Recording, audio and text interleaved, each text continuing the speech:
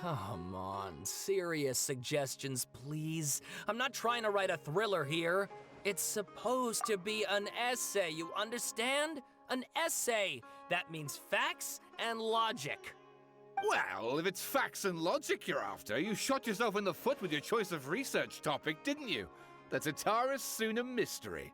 When so much remains unexplained, there's little to be objective about. Unless, of course, you restrict yourself to textual criticism. Yeah, well, this is my teacher's area of research. I can't change that.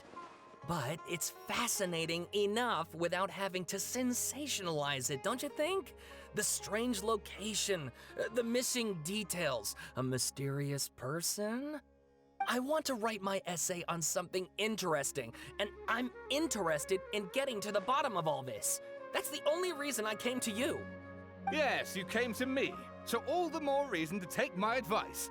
The fact is, it's the dramatization that will make people want to read it. There's no getting around that. Okay, but... Did one of them just mention Totara Suna? But that's all the way in Inazuma! Is it just Paimon, or is it kinda unusual for someone in Sumeru to want to write a paper about that? Everyone here's just going about their business. Maybe it really is just Paimon. Guess people here are free to research pretty much anything. Great! Let's go find out what this Totara Suna mystery is all about.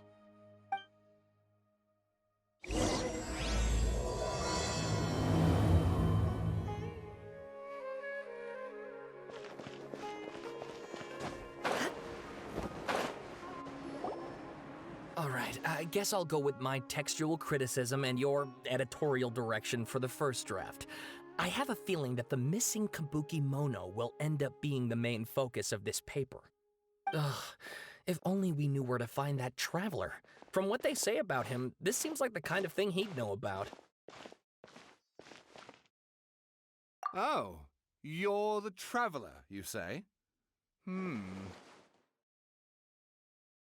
Hey, what's with that face? Don't believe us? No, of course I believe you. Actually, I first heard about your great exploits when I was still in Inazuma. This is my first time coming face to face with you and your mysterious silver-haired companion. I couldn't believe my luck, and out of force of habit, I started, examining the evidence. Sorry. Oh, Sawada, for the love of... Sorry, we don't get out much, so our social skills are kinda lacking. Traveler, I hear you've helped many people a great deal and been to many places. Would you be able to tell us about Totara Suna? Actually, we don't know much about that place either. In fact, we only came over here because we heard you talking about it and wanted to learn more. Ah, I see. My teacher chose this area of research as a personal challenge. He said it's difficult to get into because even Inazumans don't know much about Totara Suna's past. But who'd have thought that, If you don't mind, I'd love to show you all my outline for the book I'm writing about Totara Suna. Hold on, Sawada. Don't you think that's a bit of a deep dive or a first read? Well, fair point. In that case, please ease yourselves in gently by taking a look at Akaba's latest essay draft. Let me give you some background. This all started with the discovery of some records in Totara Suna. The writings mentioned someone by the name of Mikoshi Nagamasa, who crafted a fine blade. But in the end, he threw it into a fire to destroy it, and killed his servant Katsuragi. Why? Well, no one knows. Apart from the swordmaker, his servant, and the one who wrote this all down, the records also mention a Kabuki Mono. This seems to be an Inazuman word for an eccentric stranger, someone who dresses funny or acts in an unusual way. That's right. Akaba's teacher has spent quite some time researching these events on the ground. This Kabuki Mono lived in Totara Suna for a while before disappearing without a trace. And shortly afterwards, as Akaba mentioned, things got pretty ugly. So first this strange person goes missing, then a murder happens? Seems kinda fishy to Paimon. Yes, my thoughts exactly. So I helped out too. I asked everyone I could think of if they knew anything about what happened back then. And wow! Did I get lucky! Stop shouting!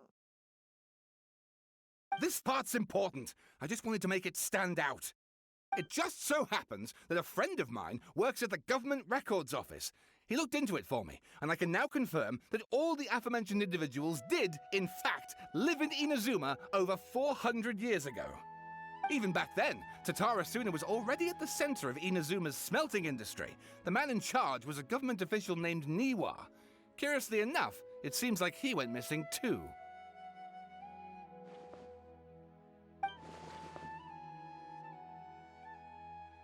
Wait, so there are 2 missing people in this story now?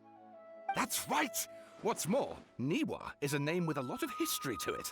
Have you ever heard of the great swordsmith clans of Inazuma? Oh, the swordsmiths? Yeah, like Ishin art and so on? Wow, yes. You really know your stuff. That makes things easier. So basically, this Niwa was a distant relative of the Kaidahara clan, the last practitioners of Ishin art. Something then seems to have happened in the Kaidahara clan, leading to their downfall. I don't know the details, but taken in light of everything else going on around that time, it makes you wonder whether it's all connected somehow. The Kaidahara clan? Sawada, you left out the biggest detail of all. Oh, yes, of course. How could I forget? Brace your minds, ladies and gents, for they are about to be blown. Or maybe you won't believe your ears. I wouldn't blame you, of course, because in all my years as a writer, this is by far the most. Get to the point, for Pete's sake. According to information acquired by Akaba's teacher, the Kabukimono was not a human, but a puppet.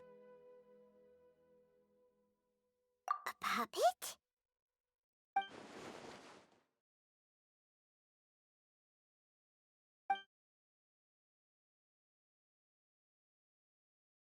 Aha!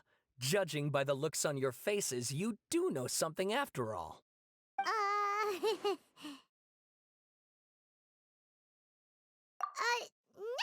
Paimon just meant,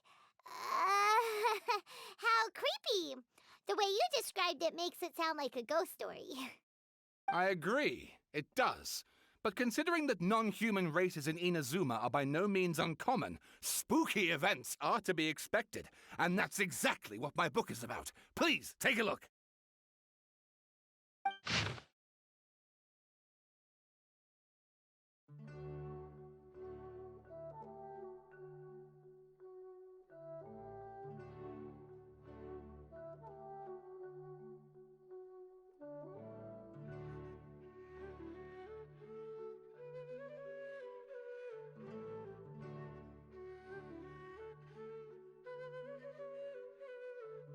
Oh, and please read my essay draft as well.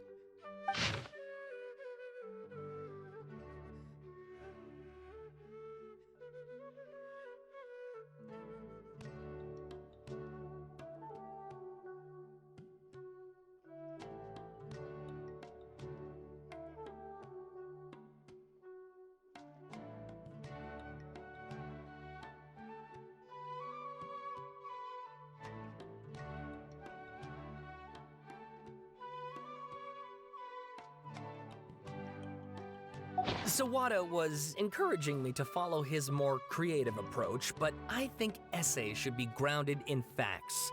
I don't think explaining everything away with mysterious forces will cut it. Oh, how about if I plug the holes in Sawada's narrative with political intrigue?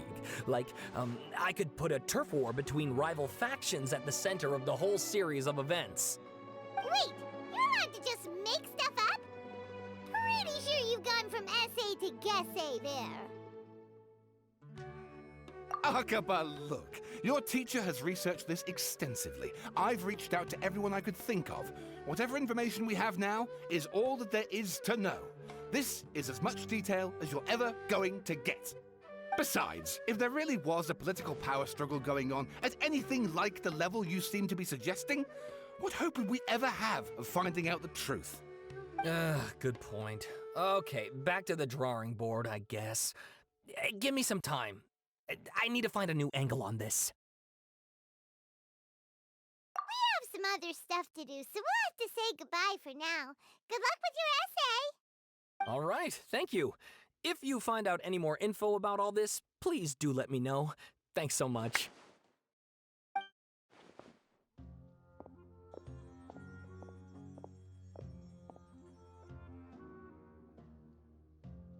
Hey, so that thing they were talking about, it has to do with the Balladeer, doesn't it? Okay, then even if we did know something about it, we probably couldn't share it with them, huh? After all, we kicked his butt and got him locked up. Information about people like that is usually super confidential, isn't it? If you ask Paimon, Akaba should just pick a different topic. There must be as many essay topics as there are trees in the forest. There's no point in...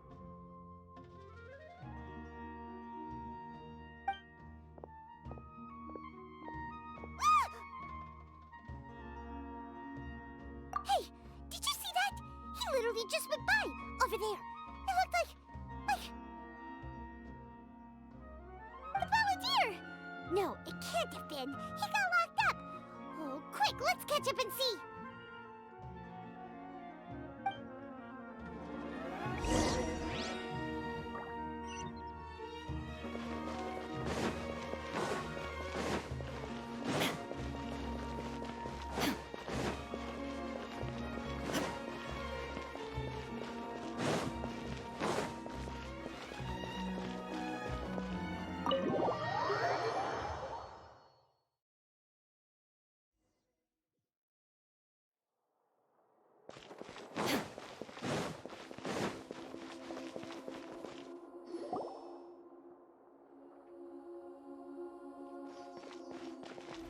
Traveler, Paimon, there you are.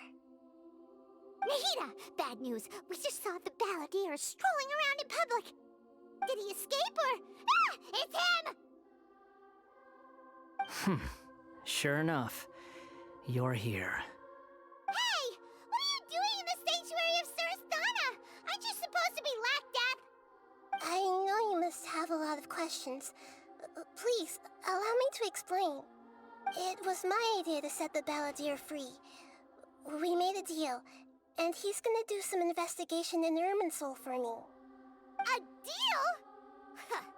You sure you trust this guy? What did you expect? Why do you think Sumeru would keep me around otherwise? Or maybe killing me is all you can think about. But if that's the case, why haven't you done it already? Don't flatter yourself. It was...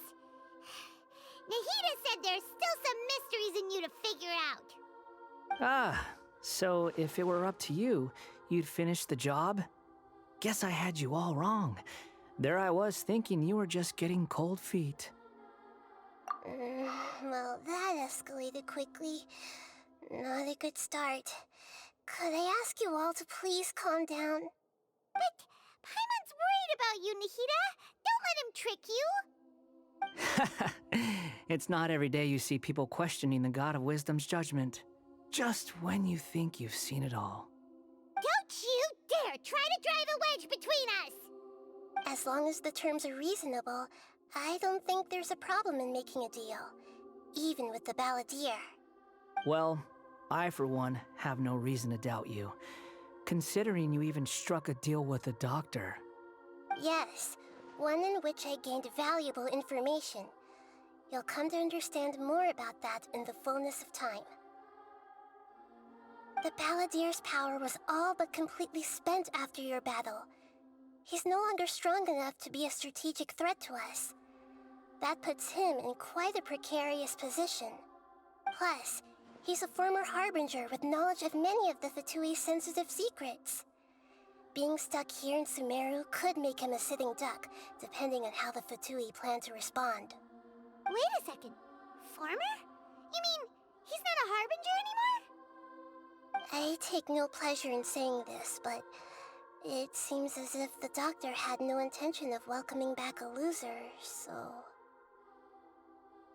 Sometimes it's you using them, Other times, it's them using you. Most human relationships are this way. Certainly all the stable ones are. That's how it was between me and the Fatui, and also between each of the Harbingers. So as long as you have some value to offer, nobody will ever abandon you. But after recent events, even I have to admit that I'm not worth quite what I used to be. Well, if the Fatui are gonna reevaluate my utility, I need to have a backup plan for myself. As we discussed, I don't like causing harm to living beings, and you said you need protection. So, why not join forces with us? I think these two have made their objection to that idea fairly clear, don't you? And they're your friends, so I guess you'll be siding with them.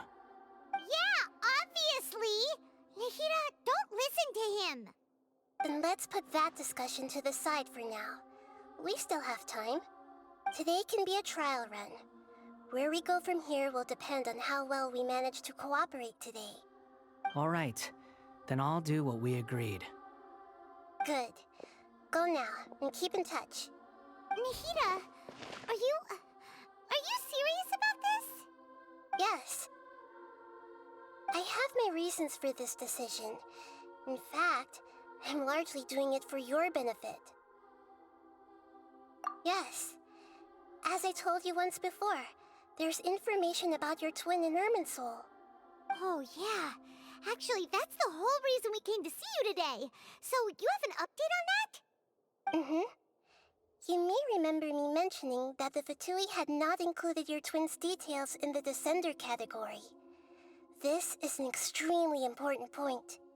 It's possible that the Fatui have other information that even I don't know about. And since the Balladeer used to be one of them, he'll be better acquainted with this information than I am. He was granted the power to connect with Irminsul when he almost became the god of a new era. Even though he no longer has the Gnosis, some traces of its power remain in him. He can still connect. The amount of information in Irminsul is vast beyond description. Sifting through all of it without knowing what to look for would take too long, even for me. So I asked the Balladeer to search in Irminsul for any information about the Descenders. He's more familiar with this kind of information, and should be able to find it more quickly. Exactly! Or what if... Paimon just doesn't trust him! He's treated us as enemies every time we've run into him! I understand. But sometimes, everything is dictated by which side you're on. How things will go in the future depends on what information he brings back. And Traveler, I know what your heart desires most of all. Our minds have connected several times before. There is a corner of your heart reserved for an intense longing.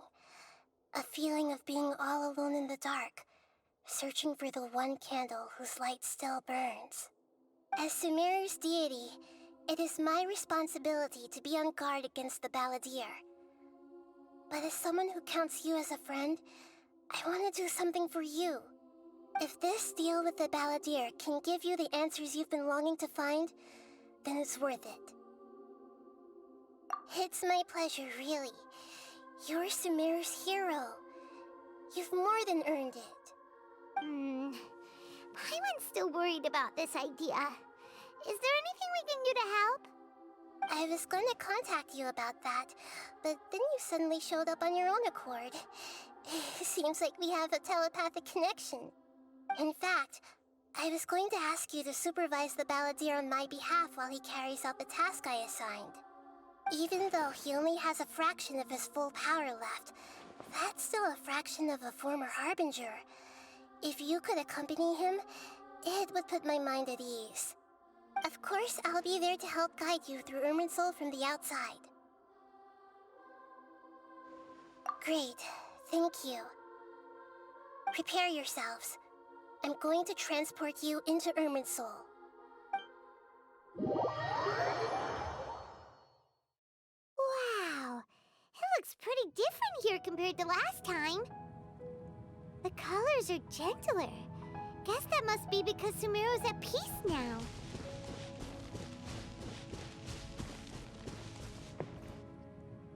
Look at that. Hot on my heels. You know, you didn't have to cut your catch-up short just to keep me company. Oh, but I guess you panicked when you realized that I might enter Irminsul ahead of you. Shut your beak, jailbird! No way a prisoner gets to be so smug! I understand that prisoners have to put up with harassment from the guards, but right now, I'm on temporary release, so maybe you should think about backing off a little. Sounds like a successful rendezvous. I need to be quite clear about something. In a few moments, you'll be entering into the innermost region of Irminsul. It is an environment like no other, and the most important place in all of Sumeru. Unlike anywhere else, Irminsul's inner region consists exclusively of torrents of information. You must put aside your differences and be extremely careful as you navigate your way through. I know there are many grievances between you on both sides, but it is essential that you remain calm after entry. This is as much for your own safety as anything else. Fine. Let's call it truce. But only until this mission's over. Let's cut each other a little slack, shall we? We are gonna be traveling together after all. Per my agreement with Lesser Lord Kusanali, I'll be at the front. It's my job to lead the way and get rid of any obstacles in our path.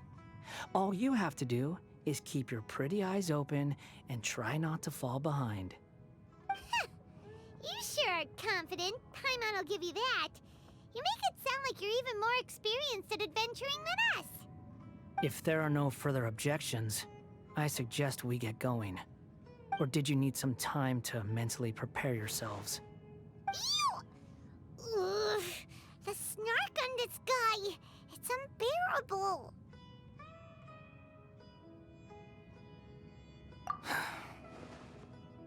We can start now. Irminsul access granted. Initiating connection procedure. Is this a small sapling? Oh, darn it! Come on, let's catch up with him.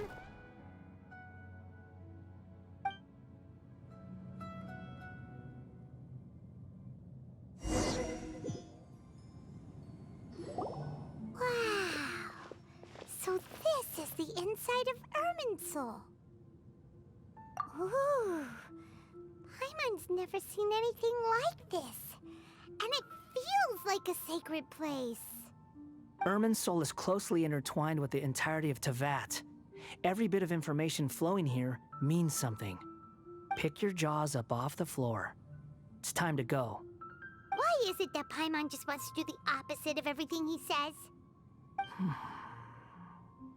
Lesser Lord Kusanali, we will now proceed to the heart of Irminsul. Can you still sense where the heart of Irminsul is? Yes. Permission to begin searching for information there? Permission granted. Go ahead. Let's go. Stay close. Don't go running off. Hey, so say we did go running off in here. What would happen? What are you smirking at? I was just imagining the look on your travel companion's face if you went and got lost. Anything's possible in here. You can't rule anything out. So if you want to stay safe, your best option is to stick close to me.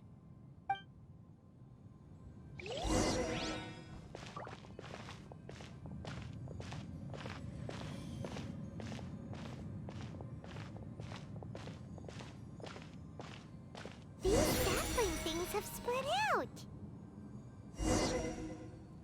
Those are all packets of information from inside Irminsul. Be careful not to touch them.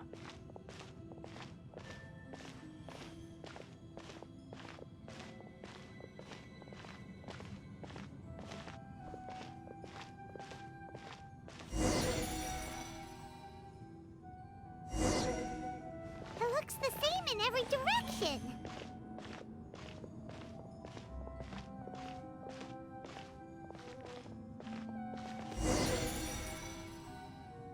No wonder he mentioned about getting lost. Huh. What do you know? He was actually telling the truth. It's What is it this time? There's a time and a place to lie, but this definitely isn't it. So why don't you relax your guard a little?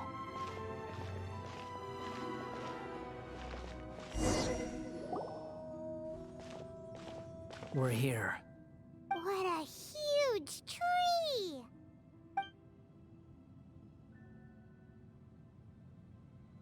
Lesser Lord Kusanali, Good, you made it. Are you ready? ready when you are. Then please begin. Preparing to access cognitive currents. Establishing waypoint. The Balladeer's actually doing what Nahida tells him. Guess he must want to stay alive.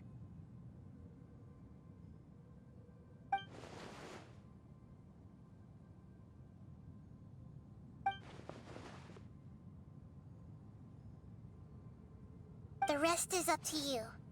If you discover anything at all, make sure to share it with us. Will do. Huh. For once, we're the ones with nothing to do.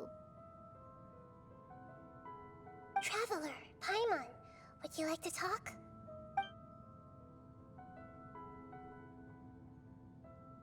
Yes, I've also invited Paimon to join. Huh? What the? We can talk to each other inside our heads?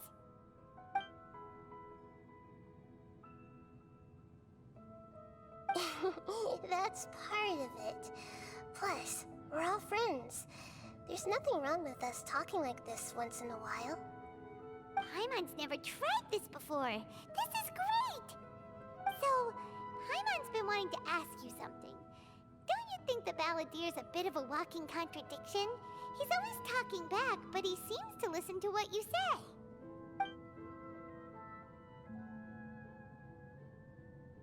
As I've told you before, there are still some mysteries for him to resolve. Things that are clear as day to me, but that he has yet to understand. Perhaps today will be the day that he finds some answers.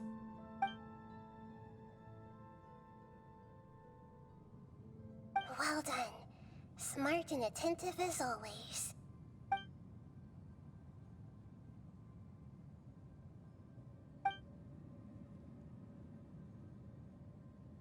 So, you made contact with that part of his mind. Well, it's true. Betrayal turned the Balladeer into the person he is today. Huh.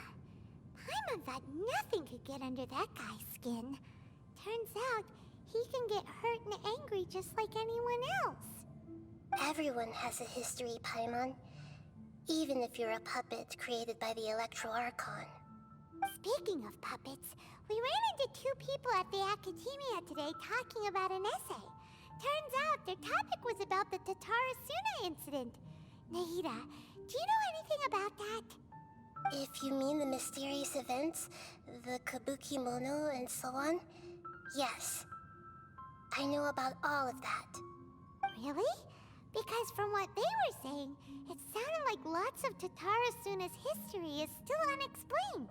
And most of the information we have now is just from people filling the gaps with their imagination. At least that's what they thought. Oh? How interesting. Those two managed to deduce quite a lot through guesswork alone. So the Gesse got it right? Well, they guessed right about one thing. Tatarasuna was sabotaged. Must be a riveting conversation you three are having. Funny how all the good ones happen when I'm not involved. What makes you think we're talking to each other? Don't insult me. You're having a private conversation without me. Obviously, I must be the topic of said conversation. Of course you do. You can't have your prisoner knowing too much. So, have you found anything yet? Still looking. Don't get your hopes up, though. You and your twin come from outside this world. It wouldn't surprise me if there was nothing on either of you in Irminsul at all. Wait! How did you know about that? Did Nahida tell you? It's not like we've never met before. And anyway, you're world famous. It'd be more surprising if I didn't know a few things about you. Right now, we have to keep the peace. I'm not interested in creating more misery for myself, and making cordial conversation is something I can manage. Huh? Wait. This light, it looks similar to those saplings. What could it be? Anonymous data. Hey, don't you forget the agreement! You have to share it with us! Shh. Just wait. Mr. Niwa, are you certain this is worth the risk? We are talking about Dottore Suna's furnace, after all. It may not pay to act rashly. There's no one else who can enter the furnace. It has to be me. Is that so? Well, since you insist. It's...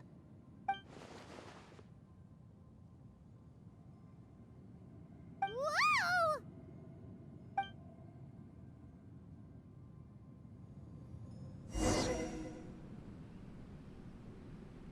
I have been in Dottore Suna for some time now. You have shown me great hospitality, as has Mikoshi Nagamasa, and indeed, everyone else. Under your leadership, Dottore Suna is a warm, welcoming place, like a giant village. People are gainfully employed, their lives have purpose. They are motivated. As I understand, the Raiden Shogun has, in recent years, eliminated much of the evil that plagued Inazuma. As for Dottore Suna, it was originally established as a means of safely disposing crystal marrow. The forging industry with crystal marrow as a raw material has since flourished, giving rise to generations of swordsmiths. Some world-renowned, others unknown, all passing on their legacy. Skills, blood, dreams. Every smith brought into this trade looks to find their purpose between steel and blade. That is why you accepted the proposal brought to you by myself and Akame. Yes, well, were it not for you coming to Inazuma and happening to make Akame's acquaintance, the two of you never would have joined forces. And he would be the first to admit that there's no way he could have revolutionized our forging process like this on his own. At least not on the same timescale. You allowed Akame to take all the credit for a method that you jointly developed. He sold it to me, and now every piece of ore here is smelted using the new technique. Even now, you remain one of Dottore Suna's key consultants, working right here alongside us. I believe it is you, sir, who are truly responsible for the changes in our manufacturing and forging methods. You flatter me. From the outset, I saw much that was commendable in the forging industry of Inazuma, and it has been my great honor to befriend you all. So you say, Escher. But is this really the truth? My good sir, what do you mean? I tried to resist thinking it was all connected, because I didn't want to speculate. And I didn't want to believe that things could turn out this way. What have we gained from adopting your new technology? Ominous black smoke? Mounting production problems? Worker fatigue and casualties are up and continuing to rise at an alarming rate. And recently, as you well know, someone died because of that strange filth inside the furnace. We've kept the truth from spreading outside, but still, I suspect you understand it better than I do. None of the people who went out to get help have come back. Now, our mutual friend, the Kabuki Mono, is taking the Golden Feather to Narukami Island to seek an audience with Shogun. This is our last hope. But that doesn't faze you, does it, Escher? Nothing does. Otherwise, why would you still be standing there with that smile on your face? I'm just surprised that you finally chose to be so sincere. I'm sure you've been harboring these suspicions for quite some time. Mikoshi Nagamasa may have noticed that there was one common denominator among all these events. Namely you, Escher. But Mr. Mikoshi is more cautious than I. He does things by the book. After all, Nagamasa is the adopted son of Mikoshi Torichio, the yokai struck down by the Shogun's own hand. If he truly seeks to redeem his family's honor, an abundance of caution is well advised. You're well informed on the subtleties of his situation for a mechanic all the way from Fontaine. Are you sure you're not a little overqualified? Why, Mr. Niwa, are you suggesting I find a job as a diplomat? Sadly, I am so very attached to my craft. Enough, Escher. I'm here because an evil force is raging inside the furnace. And someone needs to take your new device inside the high-risk zone so we can absorb it and put an end to the problem. I'm in charge here. And I'm about to take some responsibility and head inside. Probably to my death. But what about you? What are you still doing here? Judging from the look in your eyes, you don't seem to trust me. Drop the act! We're past that now. Whoever you are, it looks like your plan to destroy Tatarasuna has worked. I just want to know what you're still doing here. What's left? Don't you have all your answers by now? Honestly, I'm just waiting for the right moment. A moment like this, where you finish talking and I stop you from entering the furnace. You...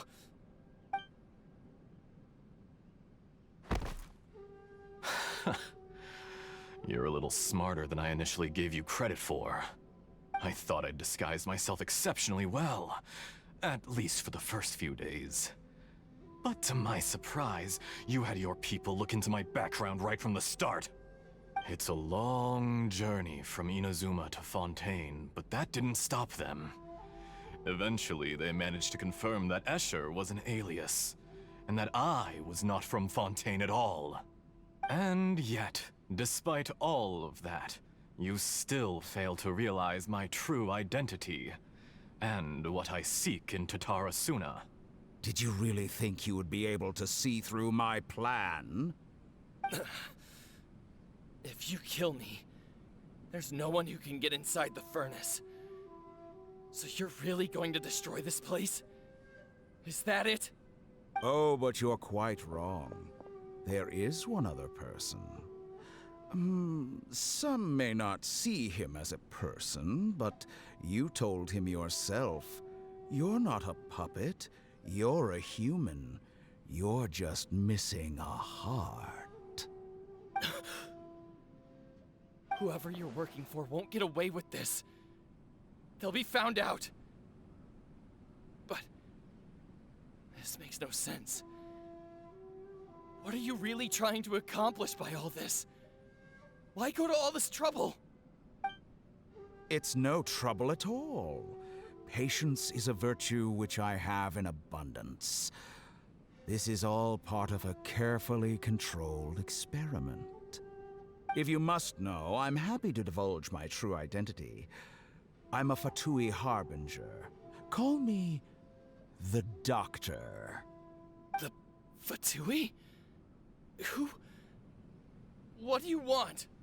Just to create a minor inconvenience for your nation. That's it? That's why you gave us your cursed technology? Just to let loose the evil energy from the crystal marrow? Look how even the righteous soul is filled with venom when faced with its demise. My device functions precisely as you say. It is the only chance you have of preventing a catastrophe and keeping the truth from the outside world.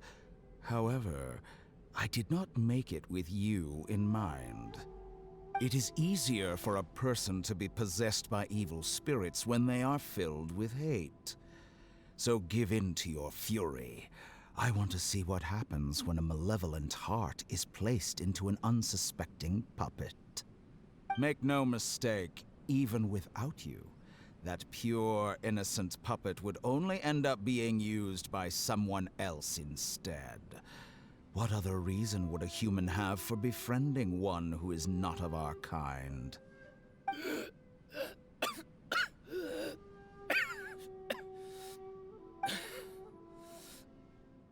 If you give him my heart, tell him that both Nagamasa and I see him as one of us. He has nothing to prove to anyone. Because not everyone just wants to use other people.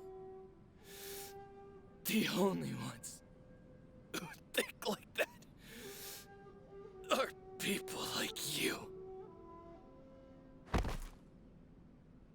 What a beautiful way to see the world. It almost makes me feel a little guilty.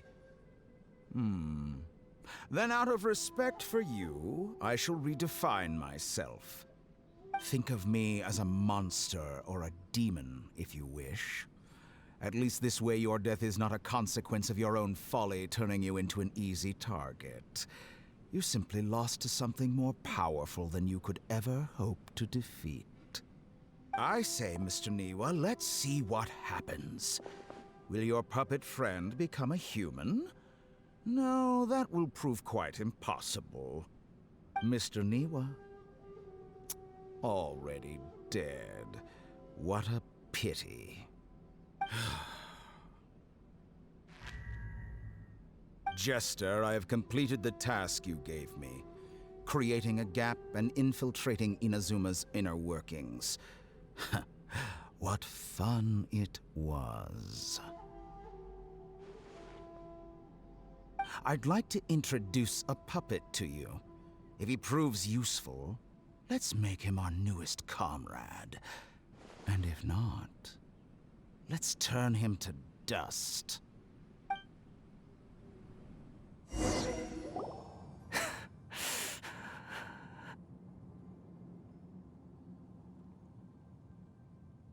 Hey, are you alright? Dottore.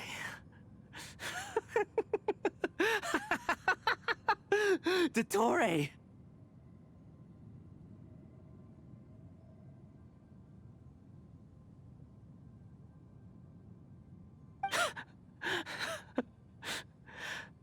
Good. Good. Was that the doctor? Did he turn into a mechanic from Fontaine? But why did we see things from his perspective? When I touched the doctor to confirm whether he'd eliminated all his segments, I read this memory in his mind. You have to admit, it must be the truth. Maybe so, but it means nothing. Does it?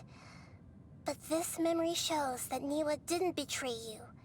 He never meant for you to be the one to take the device into the furnace. You know very well what that means. Even more so than I.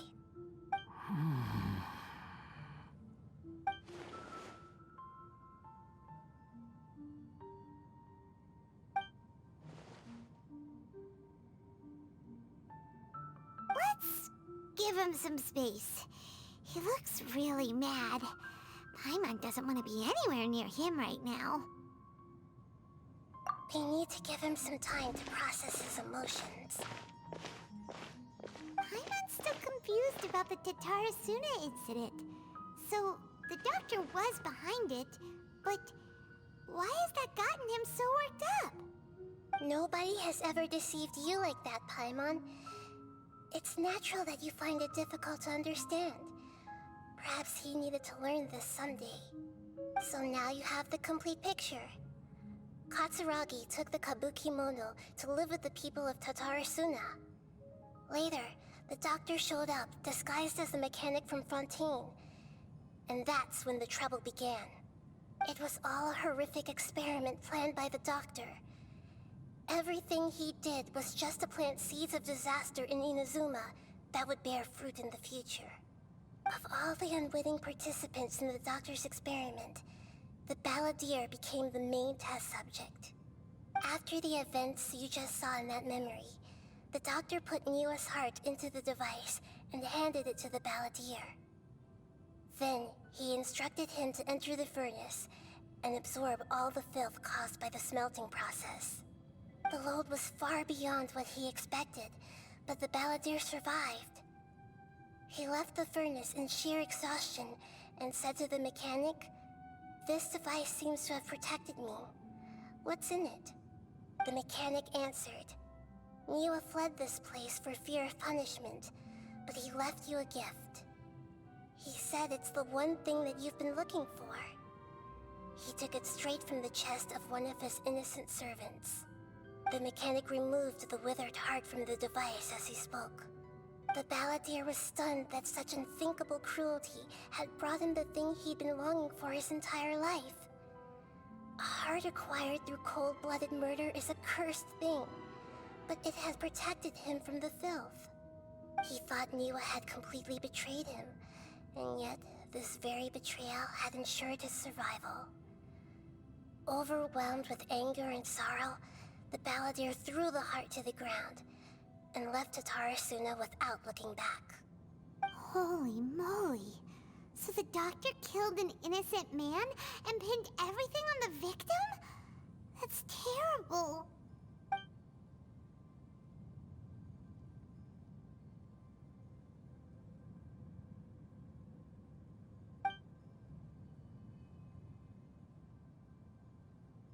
Yes. Only if he understands this can he choose a new path forward. Dottore, you brazen-faced... Niwa didn't run from justice. You killed him.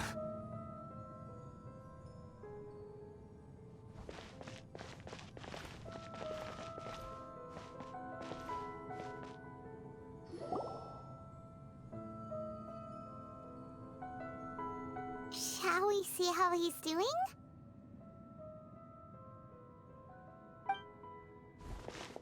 Hey, you alright? That's a scary expression.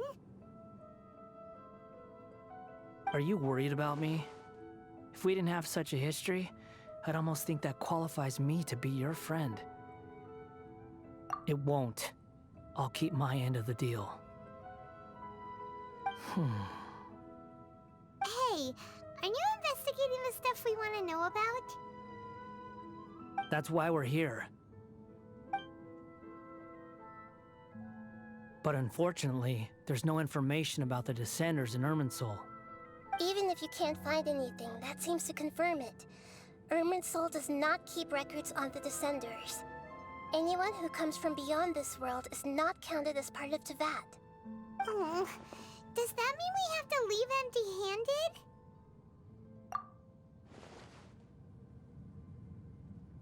Don't thank me just yet. You look really upset. Well, since Irminsul was a dead end, I guess I can share some other info that might interest you. Huh? About what? The reason why there are records about your sister in Irminsul. It might have something to do with Conria. Apparently, Conria was her first destination when she arrived in this world. Plus, she only came to this world because the heavens responded to the summoning. The heavens responded? The Jester told me this himself. You can take his word on this. He was a royal mage in Conria, and lived with your sister for a time. I don't know the details. It's up to you whether you want to believe me. All I can say is, I wouldn't lie to you about this. Did you get all that, Lesser Lord Kusanali? Yes. Astonishing news. Does this info count towards my mission? It wasn't from Irminsul, but was it valuable? Very valuable. Good. In that case, I'll take some time for myself now. Huh? What have you done? Lesser Lord Kusanali was right. My power's all but completely spent. Even if I use all of the divine power left in me, I can't sustain this shield for very long. I shared a secret with you, and now you owe me. So in return, I'd like you to answer a question for me. Give me your hand.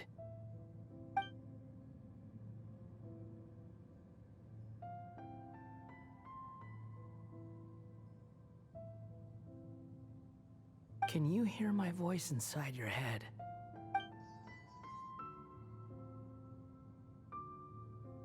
No, I can't do anything like that anymore.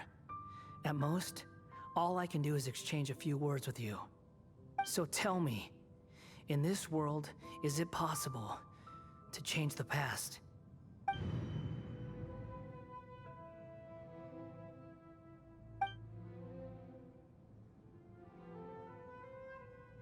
Done. Huh? What the? What happened? Paimon only saw you hold hands for a second. Nothing. I was just thanking him for helping me.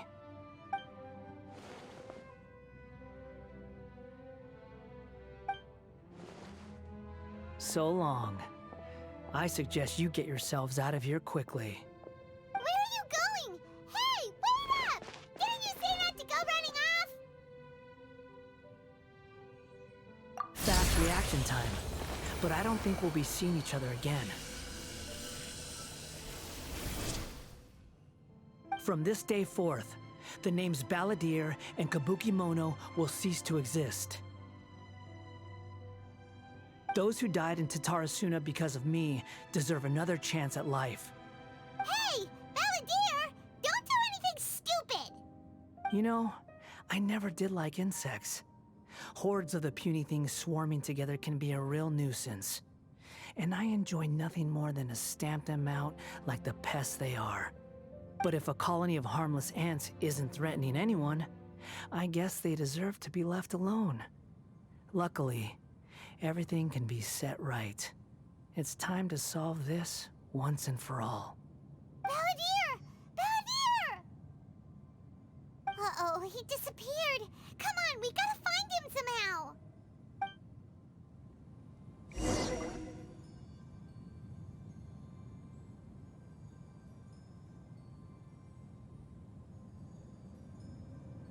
Oh no, he's really gone. Oh, can you hear me? Nahida! Traveler, Paimon, Balladeer, what happened just now? I was suddenly cut off by some kind of power. It was the Balladeer's fault. He shut you out. I didn't think he'd be capable of something like that with so little power left. Did he keep some of his power hidden when he was defeated? Or did he achieve something beyond his abilities, and it took everything he had? Where the heck did he go? Ugh, it's all our fault. We were supposed to keep an eye on him. Sorry, Nahida. Don't be. It's not your fault. Please, let me handle this from here, even though I'm not sure I can solve it. We're running out of time. Follow my lead and get out of Irminsul as soon as possible.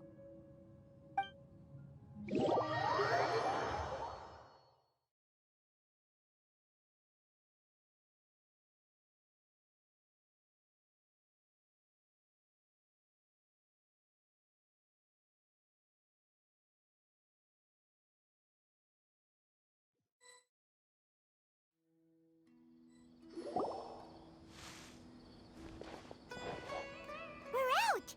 And we're at, an inn or something? This is an emergency. I'll have to ask you to stay here for now. Everything's arranged, and nobody will disturb you. I'm sorry, but this isn't something I need your help with. Leave this one to me. An emergency? How bad is it? Nahida, will you be okay? Don't worry. If my assessment is correct, though there may be some minor disturbances, it won't lead to a disaster. Please rest and recover your strength here until I say it's safe. Her voice has gone. Paimon can't shake the feeling that something really big has happened. What do you think the Balladeer meant? And why did he suddenly grab onto you before?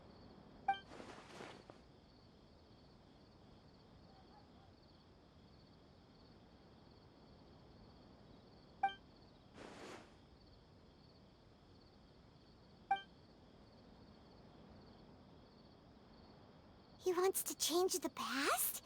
But surely that's impossible! Right!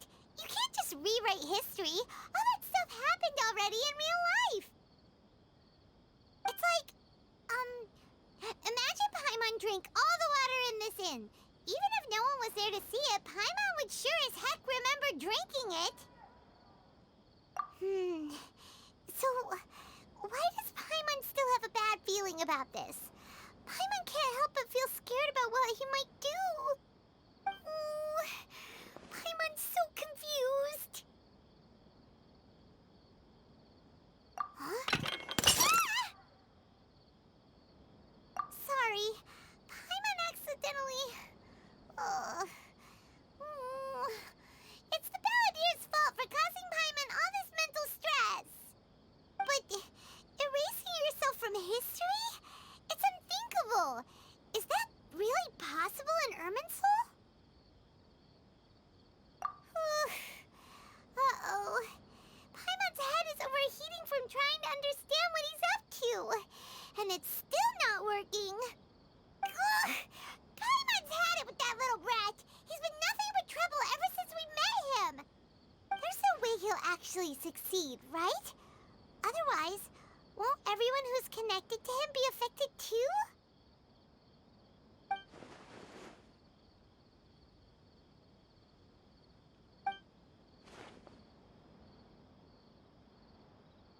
There's nothing we can do about it at this point. Hey, have you got any ideas on what we should do next? Seems like now there's nothing left for us to do but to go to sleep. But Paimon's still so worried. Paimon won't be able to sleep a wink tonight. So, how about, we list all our favorite foods to take our mind off things? Heck, if that doesn't work, Paimon's probably gonna collapse of anxiety here. Alright, Paimon will start. First dish. Munstack grilled fish. Oh, and chicken mushroom skewers. Tea break pancakes, cream stew, sauteed matsutake, and Dragon chili chicken, almond tofu, satisfying salad. Oh, also Adeptus Temptation, golden shrimp balls, triple layered consomme, lotus seed and bird egg soup, and...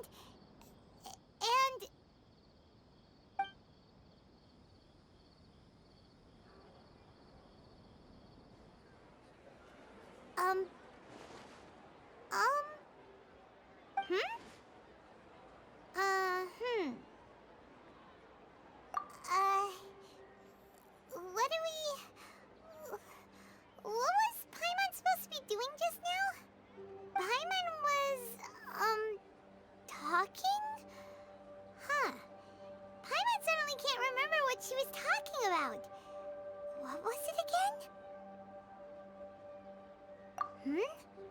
The Balladeer? Is that a food too? Huh. Weird name, though.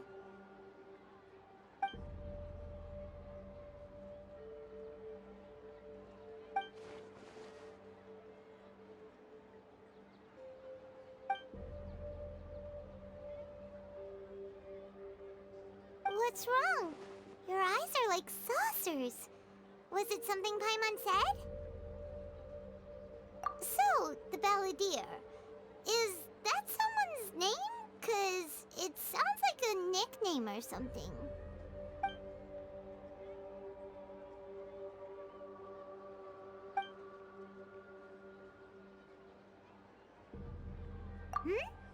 Okay, sure. Where are we going?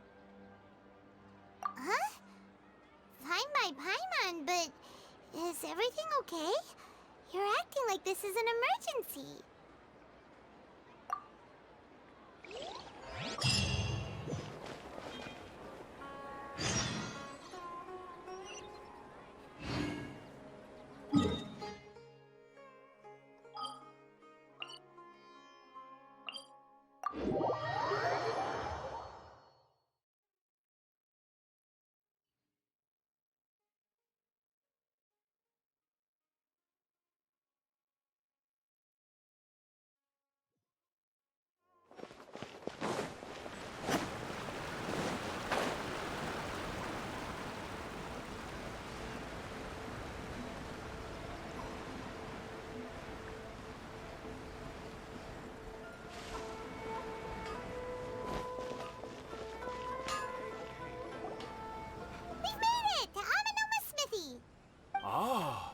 It's been a while. Of course. Go ahead. Oh. Now there's a question I wasn't expecting. Very well. I'll tell you what I know once more. The once renowned Raiden Gokuden, comprised of 5 branches. Amenoma, Futsu, Ishin, Hyakume, and Senju. The art of forging practiced by these 5 clans was first taught to them personally by the almighty Shogun. Over time, the 5 branches diverged from one another as generations of bladesmiths honed and perfected their craft until they became 5 distinct traditions. Most of the great swordsmith clans of old have since fallen into decline, and for a long time, only the Amenoma branch kept its art alive. But fortunately, Kaedehara Kazuha recently returned to Inazuma and took up the mantle of the Ishin art. Now, 2 clans remain of the original Gokuden 5. If my memory serves me right, you yourself were present when he forged the Ishin blade. Oh, yeah, we were! Paimon remembers that now. We learned a bit about the decline of the Raiden Gokuden then, too. It seems like such a shame. That, my friends, is a tragic tale indeed. In fact, this was not made known to me for most of my life. All these years, I knew of those great clans' demise, but never the cause. Only recently, when the question was on my mind, did I ask Kaedehara Kazuha about this. He told me that, as we are both heirs to a branch of the Raiden Gokuden, it was right that I should know the truth. There is no harm in telling you, but I must warn you. It is a dark and sorrowful tale. The Raiden Gokuden were the targets of a murderous rampage by a vengeful bladesmith. Vengeful? Why? 400 years ago, so I'm told, there was a catastrophic malfunction in Tatarasuna's furnace. One brave swordsmith heard the commotion and chose not to flee, but he rushed to the scene, hoping to prevent a disaster. Tatarasuna was home to a state-of-the-art forging and smelting operation in that day, and overseeing it was the armory officer. His surname was Niwa, though he had family ties to the Kaedehara clan. Knowing that they had just one chance to save countless lives, Mr. Niwa and the swordsmith leaped together into the furnace. The furnace quickly stabilized, but neither of them made it out. The smith's death, though heroic, dealt a devastating blow to his family's fortunes.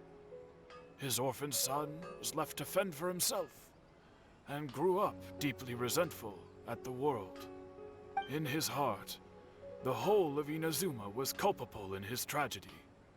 He hated the almighty Shogun for her apparent indifference towards his father's death, and he hated everyone who had done nothing to try and save him.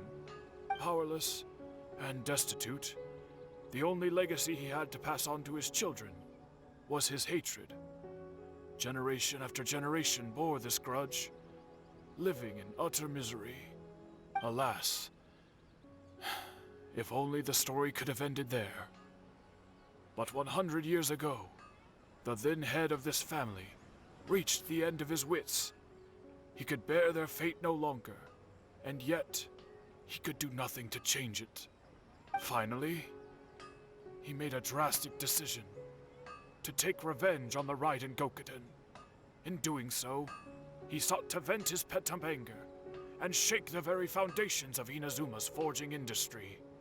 In his fury, he murdered indiscriminately, killing even bladesmiths from the Hyakume clan which he belonged to. His goal was absolute, the devastation of all of the Raiden Gokuden. But when he came to the Kaedehara and Kamisato clans, his killing spree came to an abrupt end. He failed to catch them unawares. They fought back, fiercely, and they did not spare his life. That is why the Kaedahara clan and their Ishin art survived that day. I suppose they were the lucky ones, under the dire circumstances.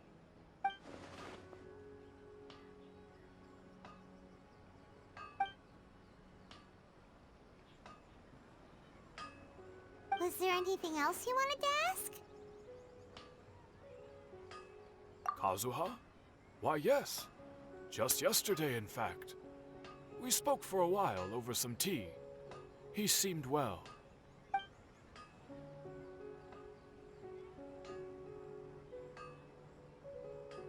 My pleasure. Don't tell Paimon. There are other places you want to visit too, right? Your expression says it all. You can't hide anything from Paimon. On to the next stop. Lead the way, traveler. Paimon will be right behind you.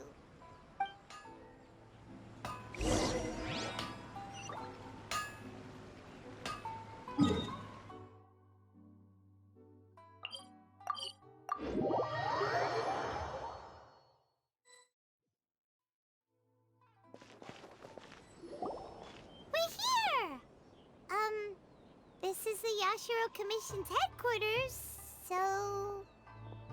Traveler, it's been a while. If you're looking for the Commissioner and Miss Kamisato, I'm afraid your timing is unfortunate. They're not here right now. Are they out on business? The Commissioner is out on business, and Miss Kamisato is standing in for some meetings in the Commissioner's place. If it's urgent, you're welcome to wait inside until they get back. What do you think? Shall we go in?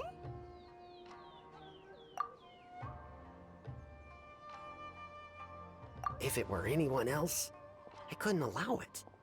But seeing as you're so close with the Commissioner and Miss Kamisato, I think it should be okay.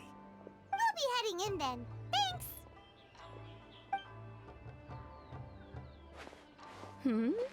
Hello, dears.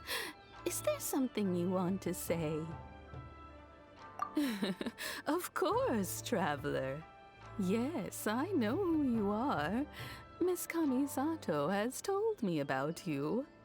What would you like to know? Oh, they're both very well indeed. Lately, Miss Kamisato has been rather busy attending all kinds of meetings and occasionally paying visits to some local organizations on the Commissioner's behalf.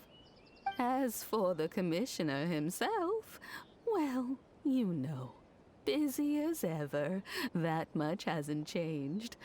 Although, he does seem to be in a rather good mood these days. So pretty much business as usual in the Yashiro Commission, huh? Very much so.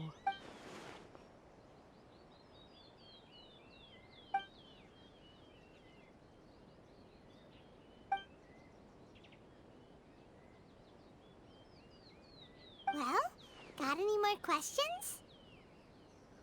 You're very welcome. In fact, I would love nothing more than for you to come and visit more often.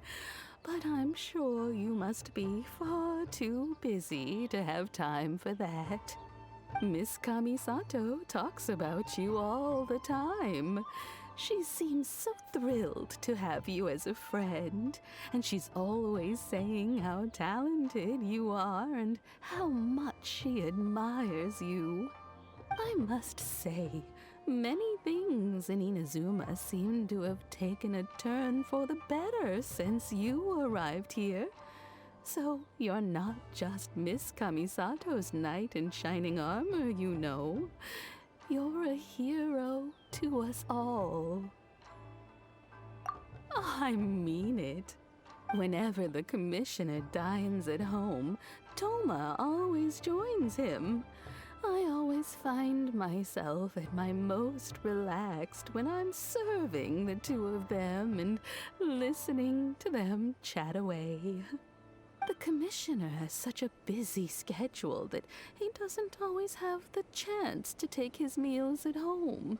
But given the opportunity, he always prefers to dine here. They say it's because Toma is a much better chef than most. Oh, the commissioner is so fond of home comforts. They get to talking about you sometimes too, you know. Always with a very fond tone. The way one would talk about dear old friends around whom one can truly be themselves. Miss Kamisato occasionally joins them as well.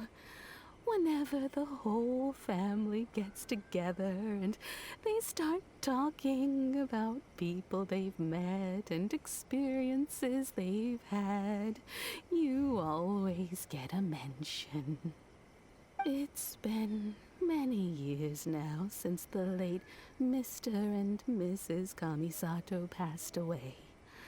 Much has happened in the Kamisato clan in that time. As someone who is old and gray enough to have watched their son and daughter grow up, it makes me so happy to see them meet a dependable friend whose company they enjoy so much.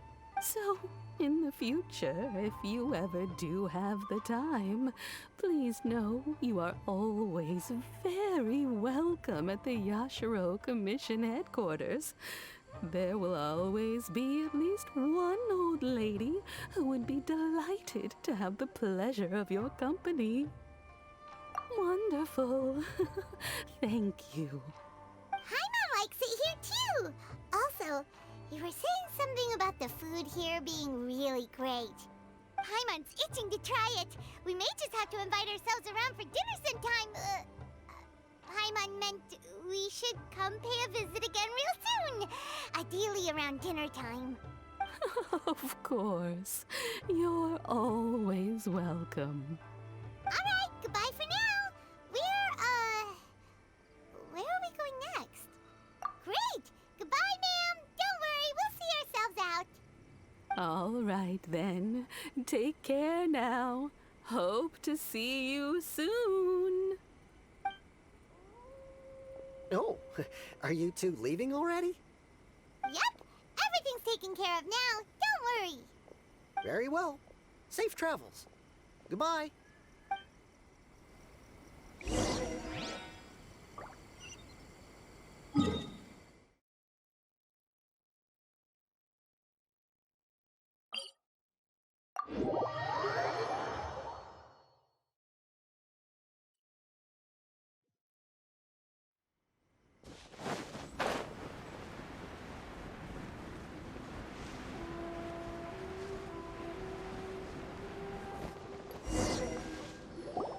Well, here we are. But what are we looking for? Something or someone? Do my eyes deceive me, or is that the Traveler and Paimon? Xavier, what are you doing here? I was in the general area, and now I'm in this specific area. There, that's me. So what about you two? We have some questions and thought you might be able to help. Certainly do. I've researched the furnace here in some depth. If there's anything you want to know, just ask away. Like the back of my hand? Make no mistake, I have been here a good many times before. Not only that, but I've met people in Inazuma whose families used to live in Tatarasuna years ago. They said it's all true, the history here. Oh, well, it's a long story, don't you know? The tale of Tatarasuna starts a long time ago. I'm told that its history is one of the most foremost forging and smelting operations in the nation, goes back around 1,000 years. Still, the furnace has had a couple of serious maintenance issues along the way. A couple? When exactly? One was just in the last few years, the other was several hundred years ago. A fun fact, I'm not the first Fontaine tech guy to come and work on it either. There was a guy back then, too. They say he was a mechanic who consulted on a technology upgrade. It seems like the technological collaboration between our two nations goes back a long way. How about that?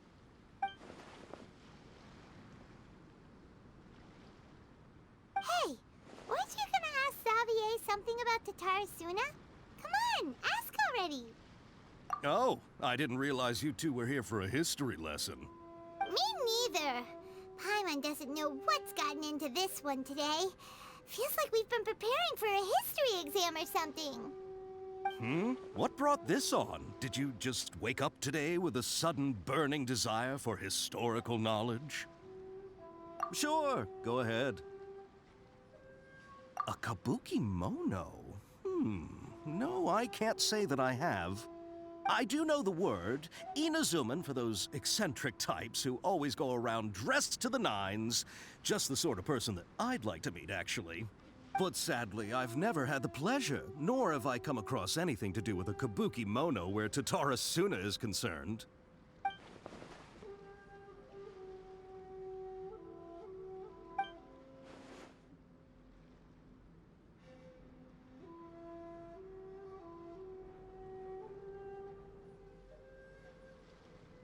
Of course! Don't mention it. Oh, we're leaving? Okay, bye, Xavier. Oh, you're most welcome. More than happy to help. Farewell. Looks like you got all the information you're looking for. Sure, but what's up with you today? Whatever it is, it seems like it's really troubling you. Keep your smile, Spinal Crocodile. No matter what happens, Paimon will always be there for you. Come on, you gotta keep it together. Why don't you grab something to eat? You can't go facing life's challenges on an empty stomach. All right, let's head off and go meet Nahida.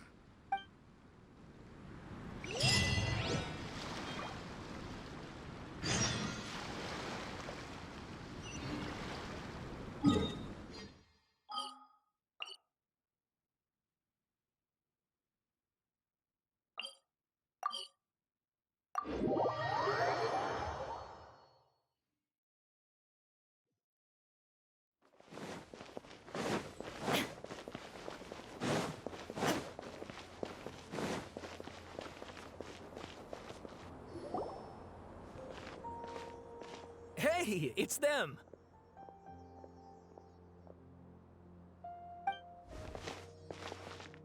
Akaba, Sawada, you're still here?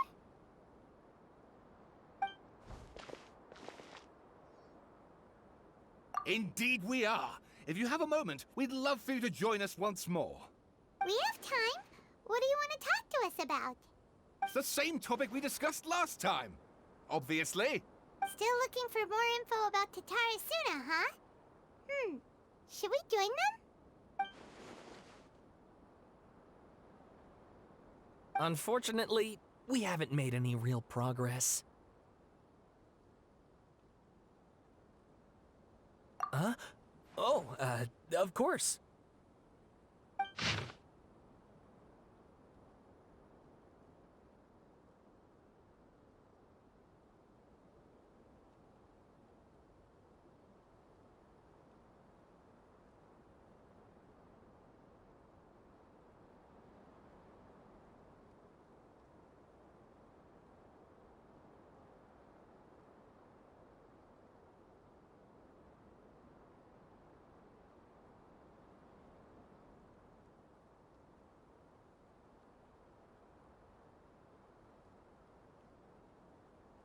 I presume you'll want to read mine as well. Here.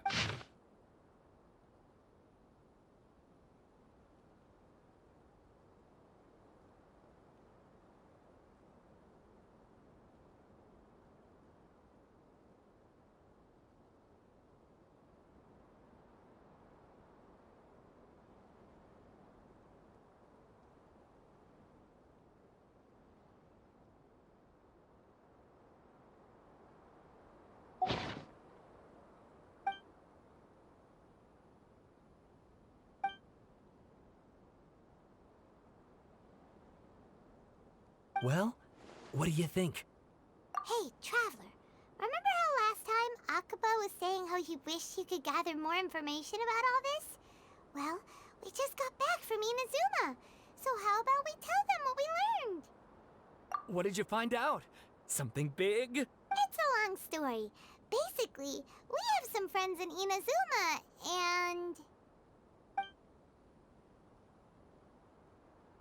Wow, so many new details. Thank you so much for sharing that with us. Well, well.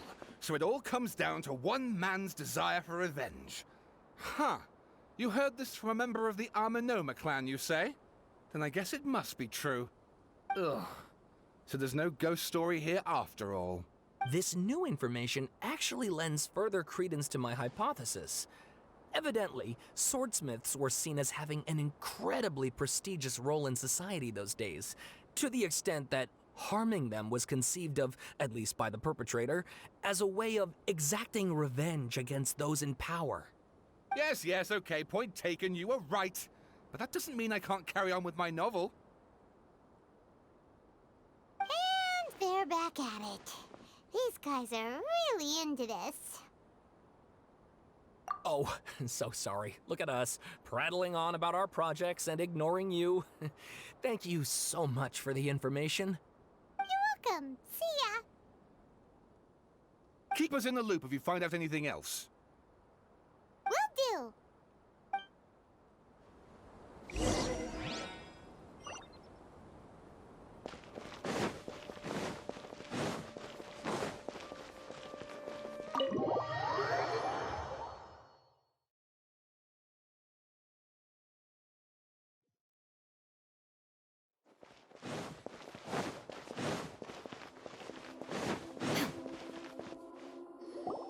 Nahida, we're here!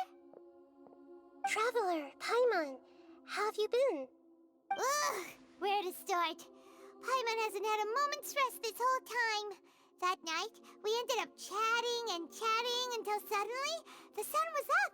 And then he decided he wanted to go to Inazuma. The Balladeer? It sounds like some kind of code name. You look troubled.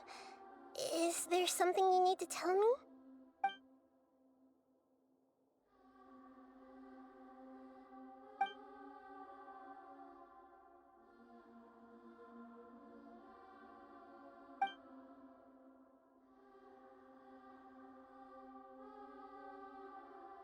Traveler?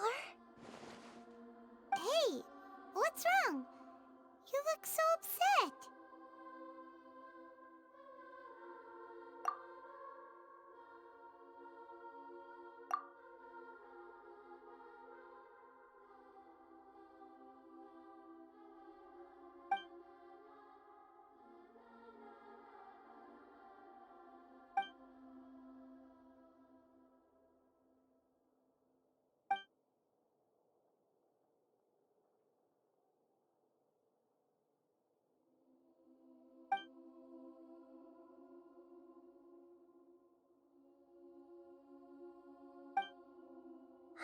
That's quite a story.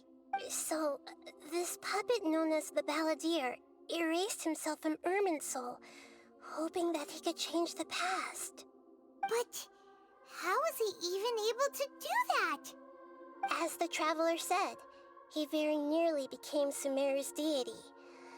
Admittedly, I remember it a little differently. I don't recall finding anyone inside the machine after we defeated it. Nevertheless, it does make sense. If someone were to successfully erase themselves from Irminsul, the world would change to reflect the new reality. So, you believe this person really existed, and we just don't remember him because... well, because he literally changed the world? Yes. Theoretically speaking, it is possible to do this. But I'm struggling to imagine the kind of person who would dare go through with it. The Traveler comes from a world beyond Tevat. That's why there's no information about him in Irminsul, and it also explains why any changes to Irminsul wouldn't affect him. So if there's anyone in the world capable of retaining memories from a past that has been rewritten, it's you. It's quite incredible when you think about it. Paimon's having a hard time understanding this Balladeer guy's motivations. Why did he do it? I can only make inferences based on the information we've been given. As for what kind of person he was, only you remember that.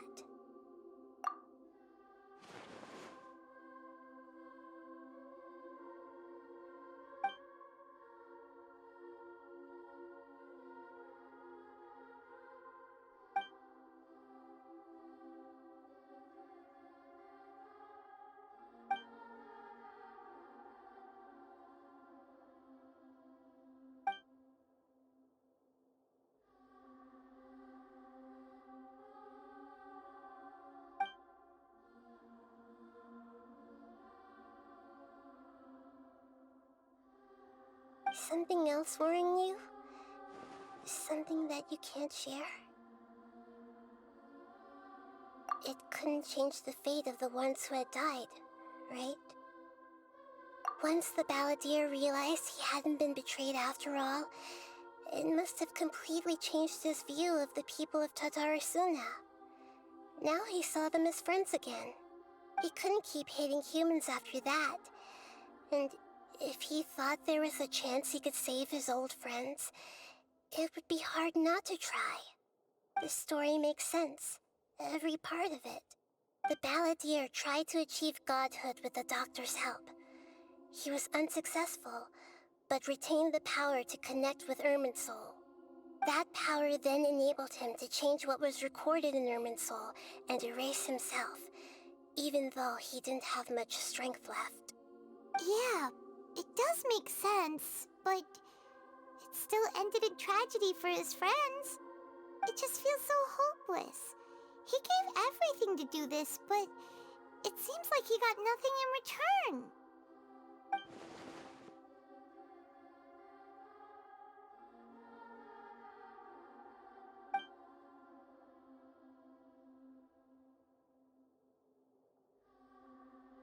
Please wait a moment.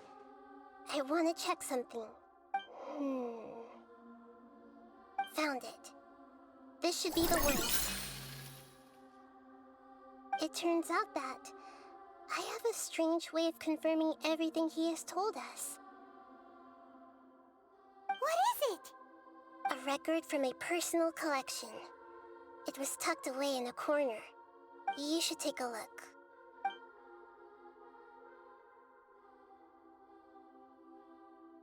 Is this a fairy tale? Who wrote it? I authored this record myself. Huh? You wrote a fairy tale that somehow has something to do with the Balladeer? When combined with the Traveler's narrative, it's clear that this story is an allegory. Everything in it is a symbol for something else. Hold on. So this record survived from the past? Yes. Any information about the Balladeer or the Kabukimono in other records will have been changed. But I wrote this story in a way that means it was left intact. Changing the information in Irminsul changes to that. But Irminsul can't change information that was well hidden in advance.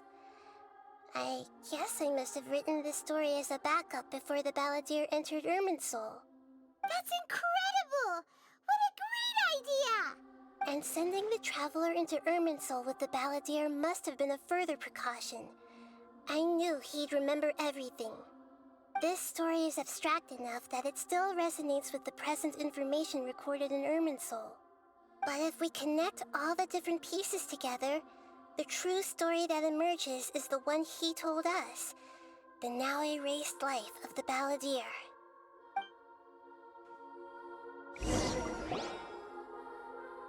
There was once a lone monster draped in fox fur.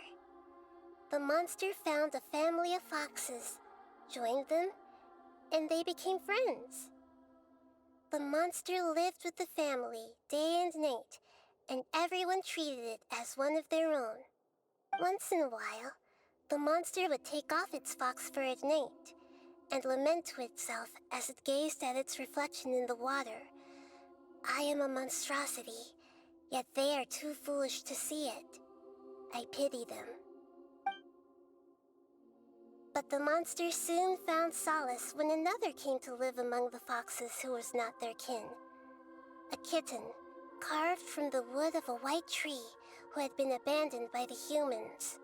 The kitten too wished to become a fox, but its tail was too slender and it could not grow a coat of richly colored fur. Yet when the other foxes saw this, they spoke words of comfort to the kitten. Even without a tail and fur like ours, you are still one of us. Furious at this happy resolution, the monster lit a fire on the mountain. The terrified animals panicked as the fire spread. The only way to extinguish the flames was to make a sacrifice. A gray fox stood up and addressed the monster. It said, "You are the cleverest among us. Surely you can help us find a way to solve this." The monster smiled, led the fox toward the fire, and murdered it. The gray fox's heart was turned into a beautiful drop of water, clear, spotless, and pure. The monster gave the heart of water to the kitten, telling him, "The foxes have decided. You are the one who must be sacrificed. Take this, quench the flames, and die for your fox kin." The fire was extinguished, but the kitten lived. It left that side of the mountain and found a little bird who had a broken wing. The two promised they would spend their whole lives together, but the little bird did not have long left to live. It passed away soon after. After burying the bird, the kitten left the mountain for good. Never again would it cherish a single creature, nor a single blade of grass that stood on that mountain. The kitten spent the nights wandering aimlessly, gnashing its teeth at the moon. How it wished to swallow the moon and devour the moonlight. If the world could only return to darkness, then it would finally be peaceful and content. I will become the new moon, the answer to everything. Then, no one will know that there were once birds, foxes, and cats in this world. And no one can know that they were different.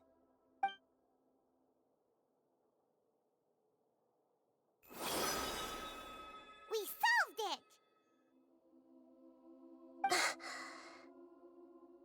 I remember now. This is not just the Balladeer story. It is his very own memories. I made a backup so that it would be preserved no matter what happened. To become a god, he was experimented on and modified countless times. It was brutal torture, and the only reason he was able to survive is that he was a puppet. This memory was extracted from him by the scholars. Presumably, they kept it to have something to defend themselves with. Creating a deity was just the first step. Some of them wanted to be able to control it. That's why they backed up his memory for later use. I buried it deep inside one of my own dreams, and then hid it inside an allegorical story so that it wouldn't be altered. It's hard to believe that this person really existed, let alone that he tried to get rid of us on more than one occasion. Paimon has no memory of him at all. He completely vanished like a puff of smoke. The Balladeer agreed to help me look for information about the Descenders, and although he was unsuccessful, he still helped you. Before he vanished, he confirmed an important detail, that Conria was where your twin first came into this world. We still don't know how the change to Ermin Soul will affect the senior ranks of the Fatui, but in all likelihood, they won't even remember their own Harbinger.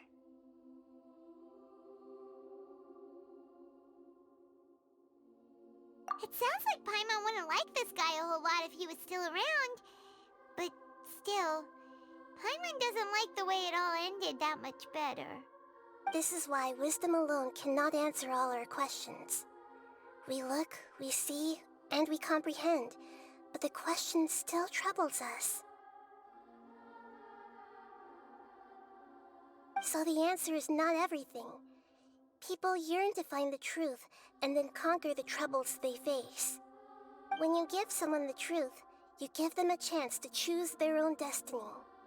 To others looking on, this may seem like a pointless endeavor, but for him, the chance to act on his desire to disappear must have meant a lot. Never forget that even when we walk beneath dark clouds along a road filled with suffering, the light of wisdom is always there, guiding us toward a better destination. And that is what you have been doing all along. Yeah, Nahida's right. Cheer up! How about we go get something to eat? We can pick up this heavy conversation again later. Good idea. Paimon, why don't you take him out for a walk to clear his head? You got it! Come on, Traveler! You need to get out of your head for a while. You'll feel much better after taking a walk. Let's go get a snack from one of the stalls in the Grand Bazaar!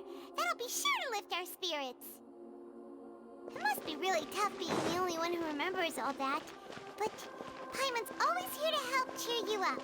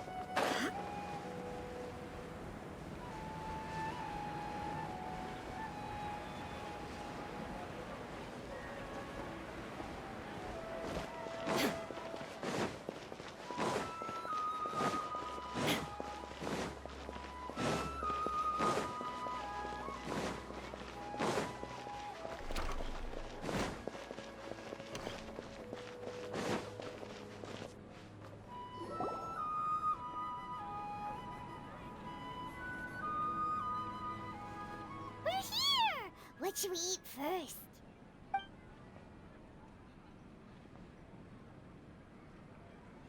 Hey, are you gonna answer or what?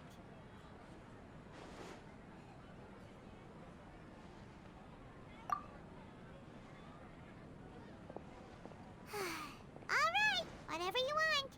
Well, Paimon will be right here when you figured stuff out. Then we can get something to eat.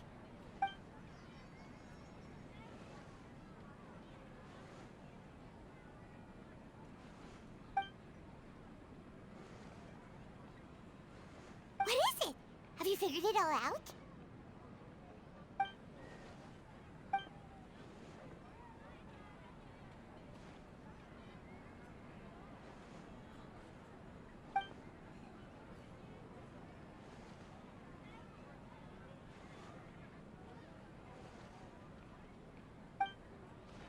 Why'd you jump up all of a sudden?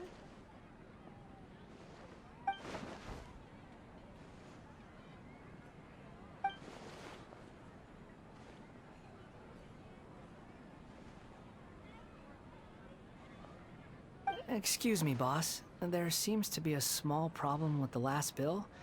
Look, here.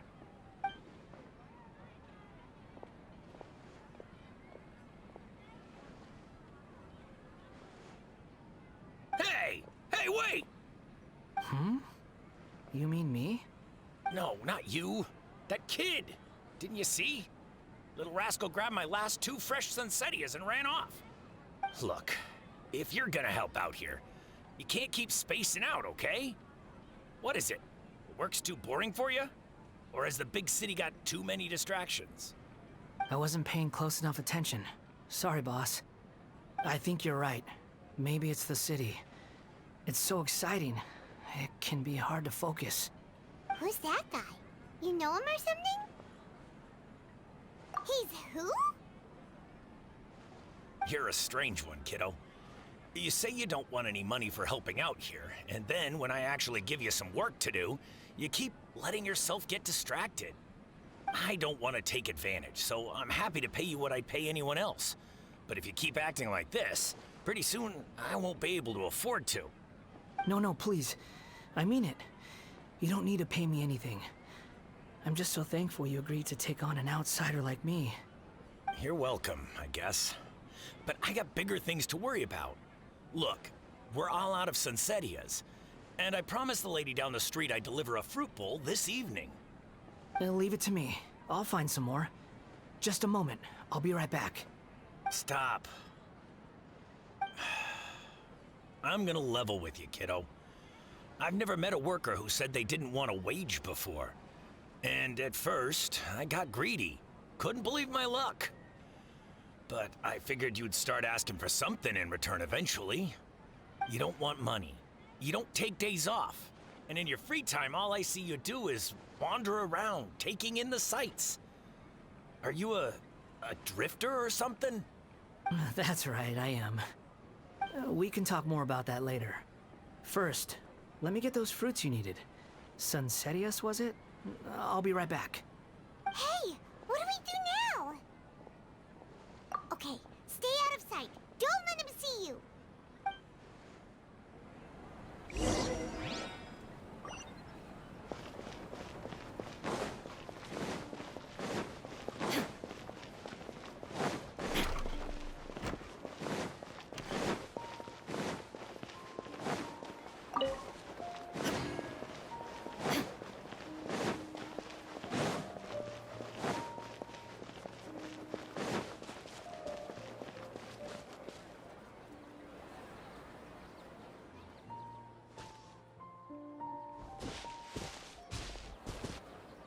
Yeah, this'll do. Even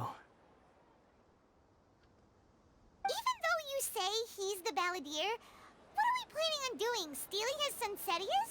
Isn't that a bit too cruel? Oh, alright. This should be enough. Guess I should wash them before I take them back.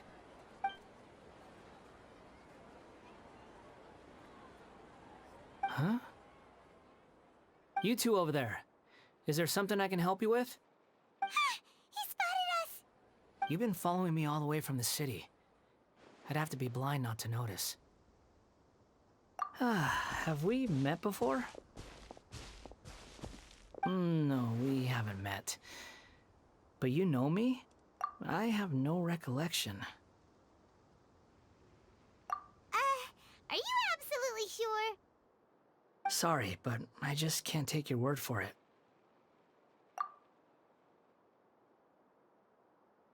A puppet? What makes you think that? Huh?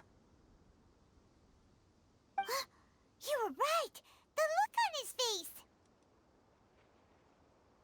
I guess you do know me after all. That is not something I share with a lot of people. Look, I'm just a wanderer. But seeing as you've gone through all this trouble to track me down, I'm sure whatever it is must be important.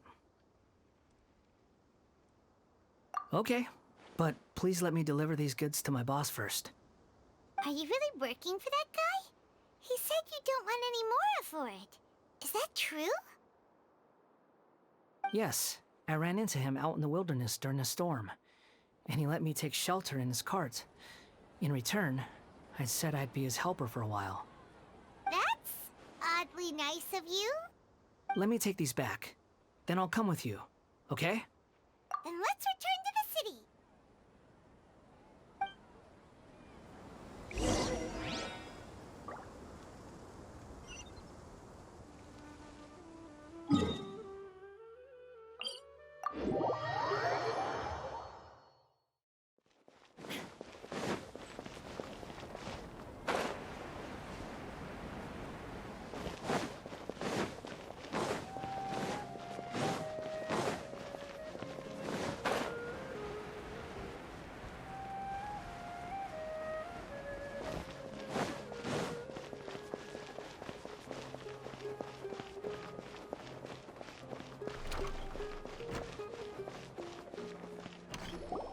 Here you go, boss. I'll leave them right here. Oh, you really went and picked some more.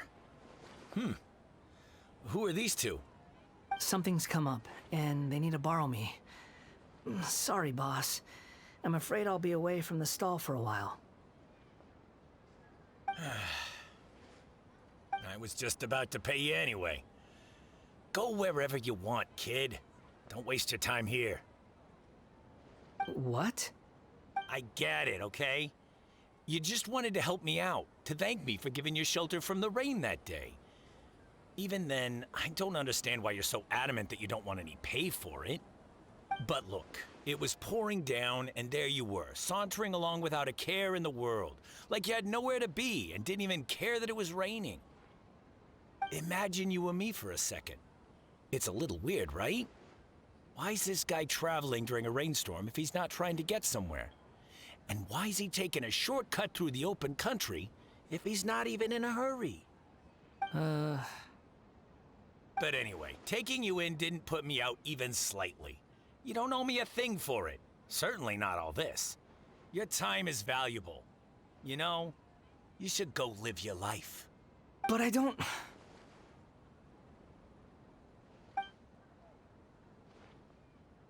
No, you're right. Then I suppose this is where we say goodbye. Thank you again for taking me into the city.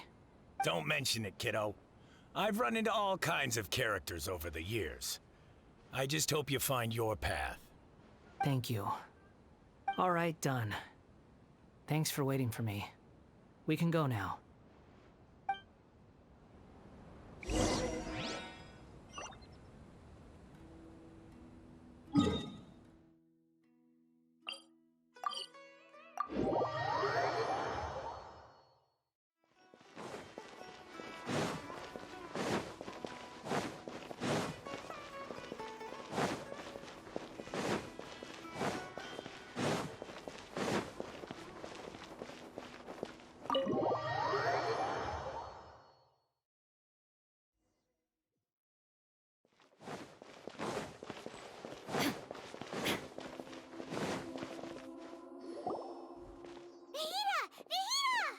What's wrong?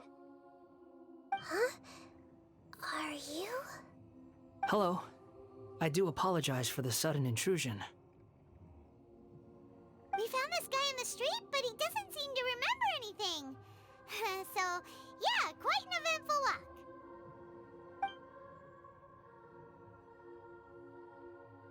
You say that you are trekking across Teyvat to train yourself. Many other Inazumans who describe themselves in this way call themselves Shugenja. Why do you refer to yourself as a wanderer? Well, it seems more relevant in my case. To me, it sounds like a plant with no roots. But these two claim that they know me, and that I have a hidden past unknown even to myself. I wouldn't call it the past, but rather... this is a difficult one to explain.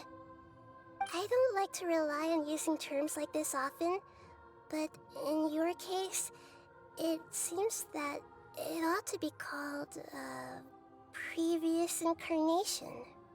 Oh, like a past life or something? Yes, something far more distant than the past. So far away that you cannot perceive it. Okay, I have to ask. What was I like in my previous incarnation? Oh, okay. I see. You want to tell me, but you can't bring yourselves to say it. Looks like I didn't have the most wonderful existence in my previous incarnation. If it's that difficult to talk about, I have no doubt it will be just as difficult to hear, but I'll be able to handle it.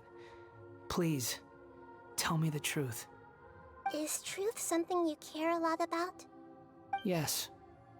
Then I'll be straight with you. In your previous incarnation, you did many things that would be considered evil. You nearly died because of what other people did, and many died because of you. As a non-human being, you hated gods and humans alike. You drifted from place to place, never able to settle, even where you found status and identity. You adamantly believed that you were missing a heart. Actions rooted in persistence sometimes bear bitter fruit. Sometimes, you have to let parts of yourself go, or you'll never be happy.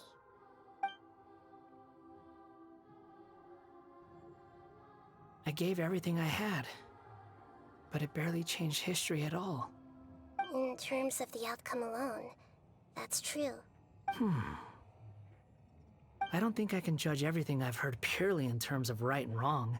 Each choice a person makes belongs to a specific place and time, a chain of cause and effect, a cycle of karma and consequence. That is the nature of truth.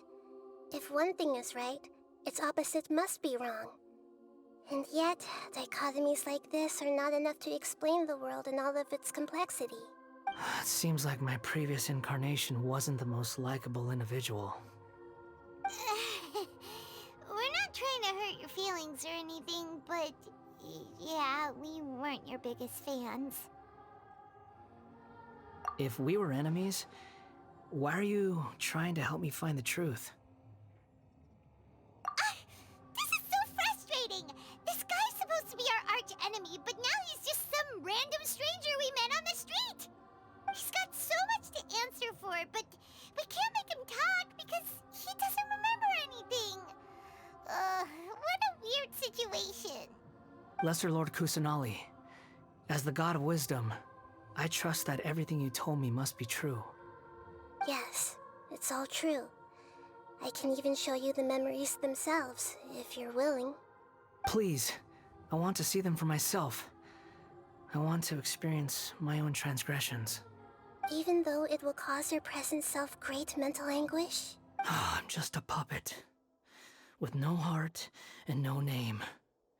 There is nothing in this world for me to cling to fill the void within me. Except maybe these sins that can never be undone. Very well. As you wish. Wait, shouldn't we go with him? This one's kind of on us for bringing him here. Don't worry.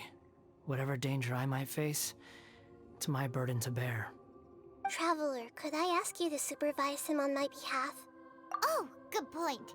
Given your, unique situation, we'd better keep an eye on you. Understood. Thank you. Now, prepare yourselves, everyone.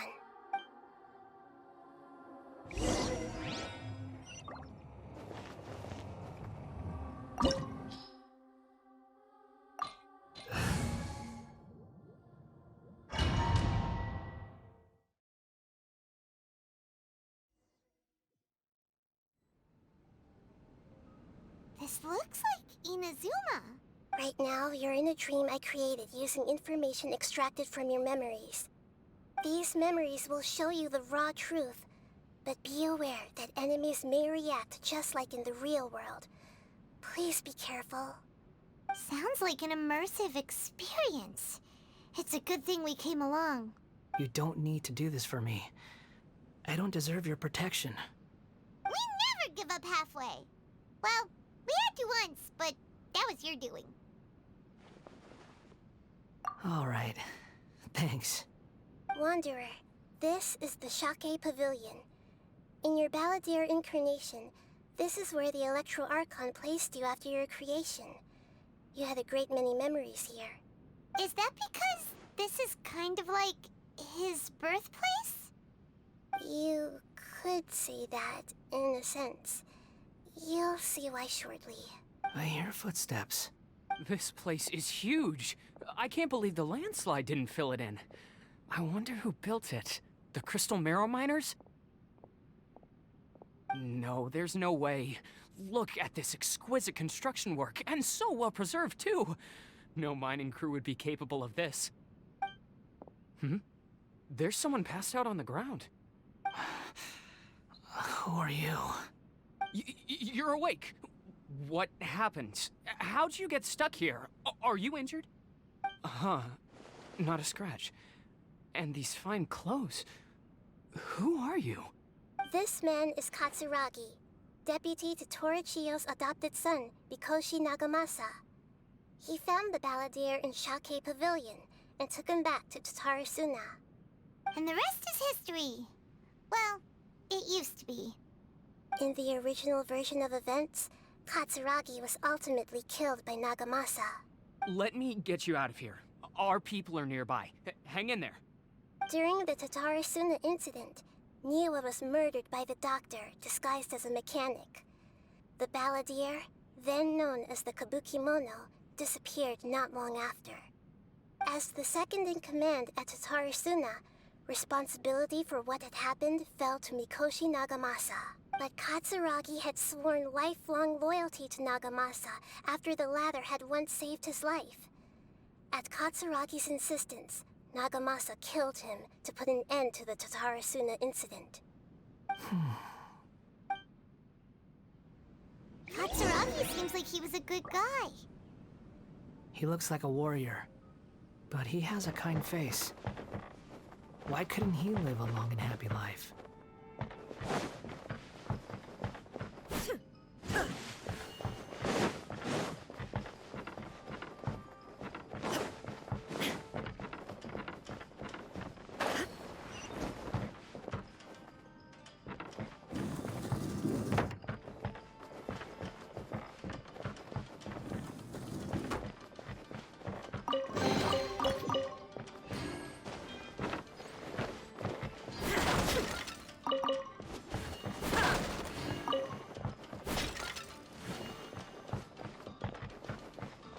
Nagamasa, I found this young guy in a cave sealed off by a landslide.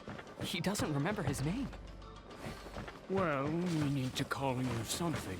I hear the workers are calling you the Kabukimono. It's fine with me.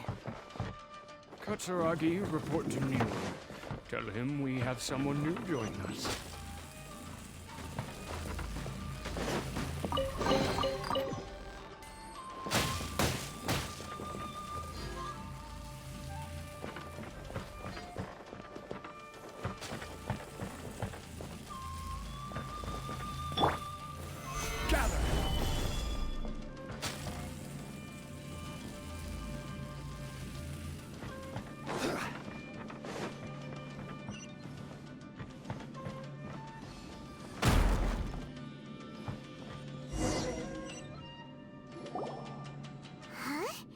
What are we doing back here? Whoa, this is where you were born? It's pretty, but there's nobody here. I was abandoned, like you. I lived here for a while at first, but there's nothing for us here. We can't stay. Okay. I heard my mom and dad used to make swords, but the factory manager died, and then my dad got sick. He kept coughing all the time, just like me. Then Mom started coughing too. But you can't. You promised me. Yup, we're family now. We're gonna be together forever and ever. This child didn't have a name. Or rather, the Balladeer didn't know what to call him. His father died before he could name him. After his mother died, the child stayed in their straw hut alone. Some of the neighbors helped to raise him. After leaving Tatarasuna, the Balladeer ran into this child who didn't have a name, just like him. They made a promise to live together. What happened to the child then? He died from his illness while he was still very young. The Balladeer came home one day and found that he had stopped breathing. Hey! What's wrong? Say something! You promised me we could be family! You're no different from Niwa and all the others. You betrayed me too.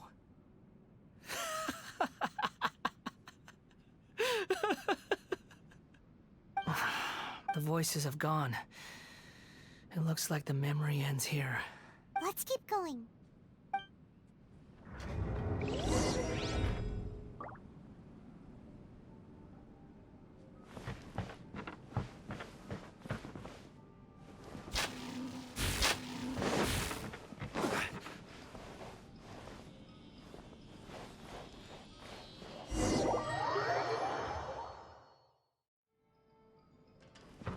You do realize you're blocking my path. I come not to obstruct you. I've been waiting. What you are truly is a weapon.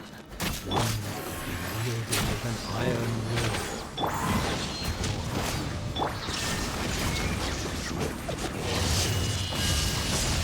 Are you trying to win me over?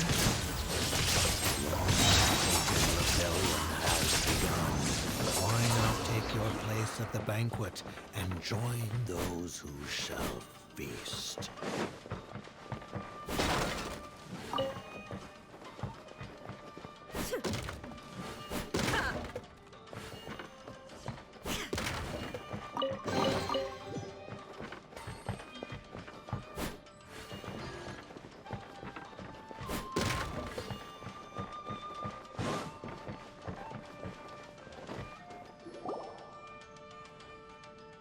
This place is dark. Paimon knows this place. It's the Delusion Factory in Inazuma. In the original version of events, the Traveler once encountered the Balladeer here. Such a creepy atmosphere. And so familiar. Hey, look over there! Well, well, my fair lady. Is this rundown factory and these incompetent fools all for me? Wow. You shouldn't have. Huh. What do you have to gain from belittling your subordinates? You might not want to admit it, but you are a part of this plan. Perhaps you find fighting in the Abyss to be a more meaningful use of your time? Oh, but of course, even this pales in comparison to being experimented on by the Doctor. What a sharp tongue you have. Funny how negotiating never seems to be your strong suit. For the task ahead, I suggest you keep your true feelings to yourself. Save your breath. I know what I have to do. I'm sure you think so, but I still think you need to hear it. Don't start thinking you're invincible, and don't let your emotions get in the way. Surely you're not worried about me. I just can't have you getting in my way. You and Child never fail to find ways to complicate things. I'm merely lighting a little fire in this chaotic nation. But you, being tossed out like trash, must make you want to destroy it completely. Do you remember the last time you were here? That was a lot of swordsmiths you killed. I'm sure the descendants of the Raiden Gokaden are still suffering the consequences now. Look at you. Oh, don't get so sentimental. Now, give that poor little tongue of yours a rest and stop pretending like you're above everyone else. Bye then. See you at the victory feast. Poor little tongue? She's playing with fire talking to me like that. Who does she think she is? Forget it. Someone might find me here any minute now. I should prepare to give them a warm welcome. The plot does not end here. There is more of this story to come. Wanderer, are you able to continue? Yes. Please don't worry about me. Why are you staring at me in silence? Can't you think of a nicer way to express yourself? I'm under no obligation. Besides, I thought nothing mattered to you except results in your own interests. Isn't that right, witch? Muddle-headed puppet. You're only number 6 because you can take more abuse than other humans. Do you really count that as an asset? You're about as much fun to be around as a raging inferno. But before we murder...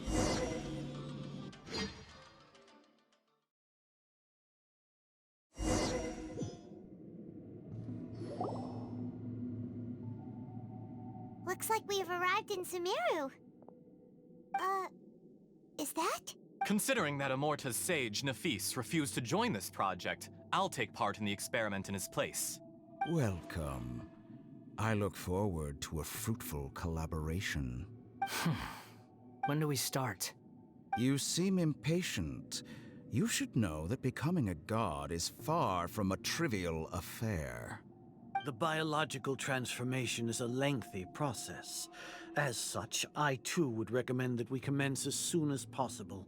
In the event that a successful connection is established, his body will become permanently bound to the machine, and he will be unable to move independently of it. Nothing worse than what I've been through before then, Doctor. You were the most resilient test subject I ever came across. Thanks to you, I was able to garner a great deal of information. Alas, after that, you were under orders to remain in the abyss. We barely saw each other, and it became difficult to further refine the knowledge I had gained. That was gracefully worded. Ever wonder what they think if they knew that nothing matters to you, apart from your crazy experiments? I suggest you speak to me in a more respectful tone, Scaramouche. The mere fact of your utility does not make you indestructible. The doctor again? That was uncomfortable to watch. That person gives off a very sinister energy. It's normal for him to give you the creeps. He scares the bejeebers out of Paimon. Let's move on.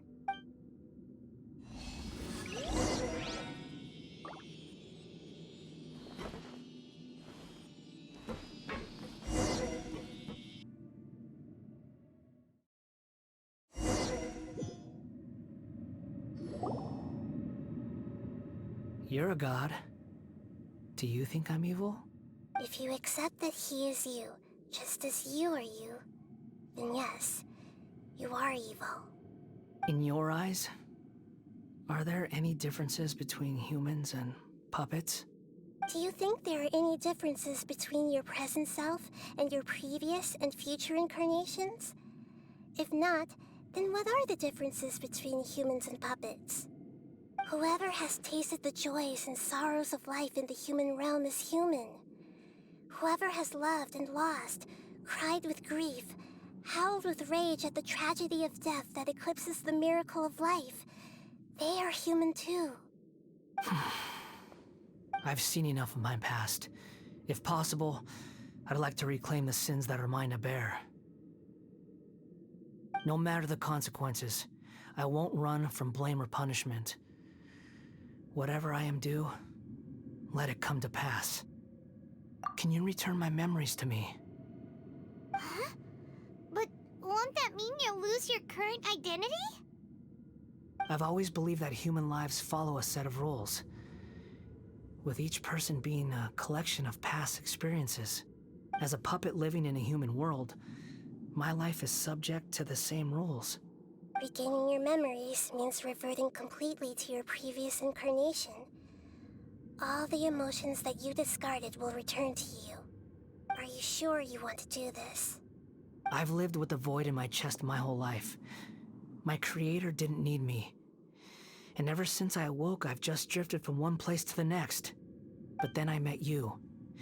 And I finally realized that reclaiming my missing sins might be my one opportunity to become my true self.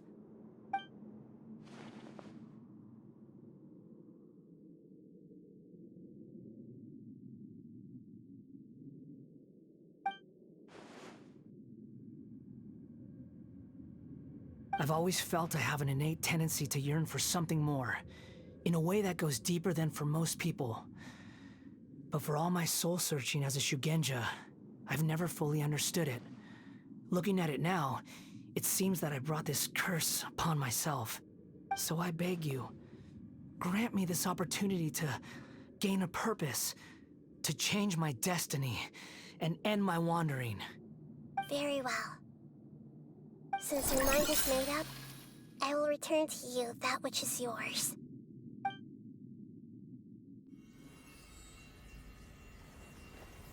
You have made your decision. Now, take this.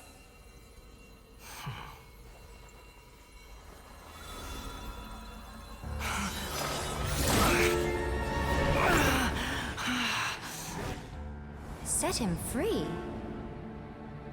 A puppet? What's he doing here? You're a human as far as I'm concerned. Everyone's here. Wonderful. What a fine blade. Nagamasa will be thrilled. This is my...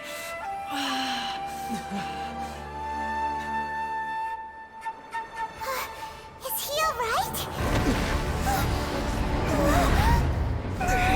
No way!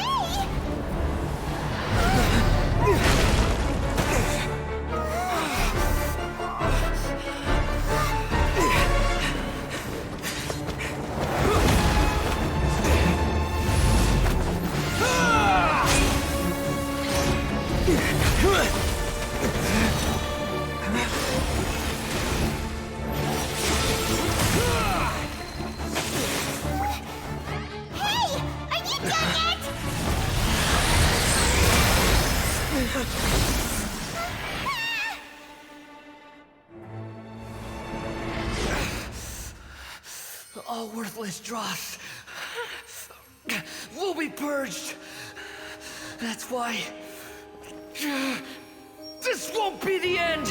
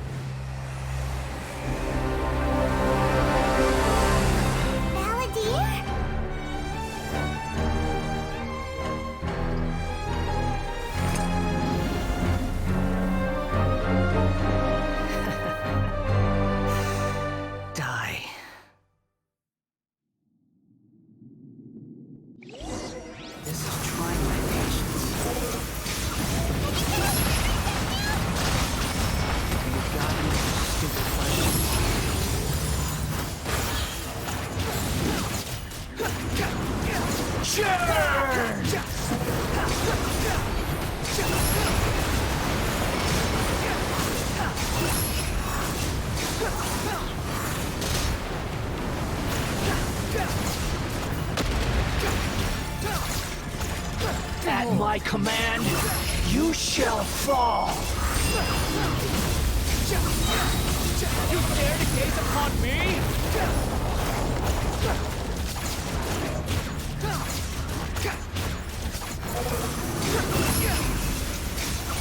Perish!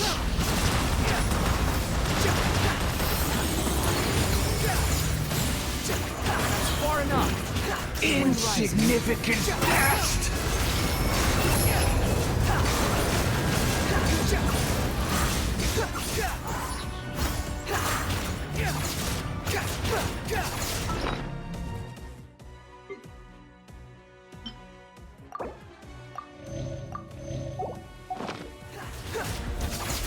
My endless cycle begins! Know your place!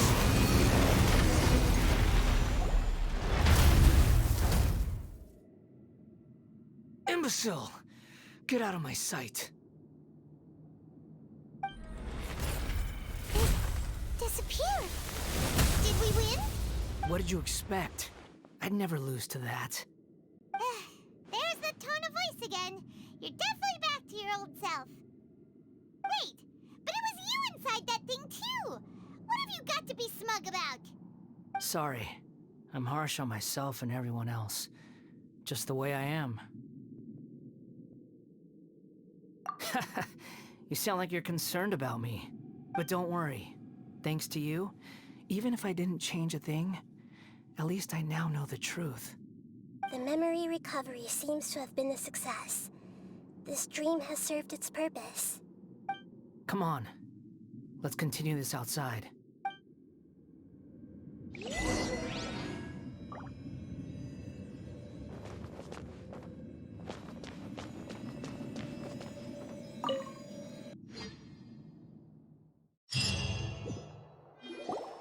Welcome back, Traveler, Paimon, Balladeer. It feels like we just went on a really long journey. Paimon's exhausted. You don't like being addressed by that name? It's fine. But I was just thinking, I should probably change it.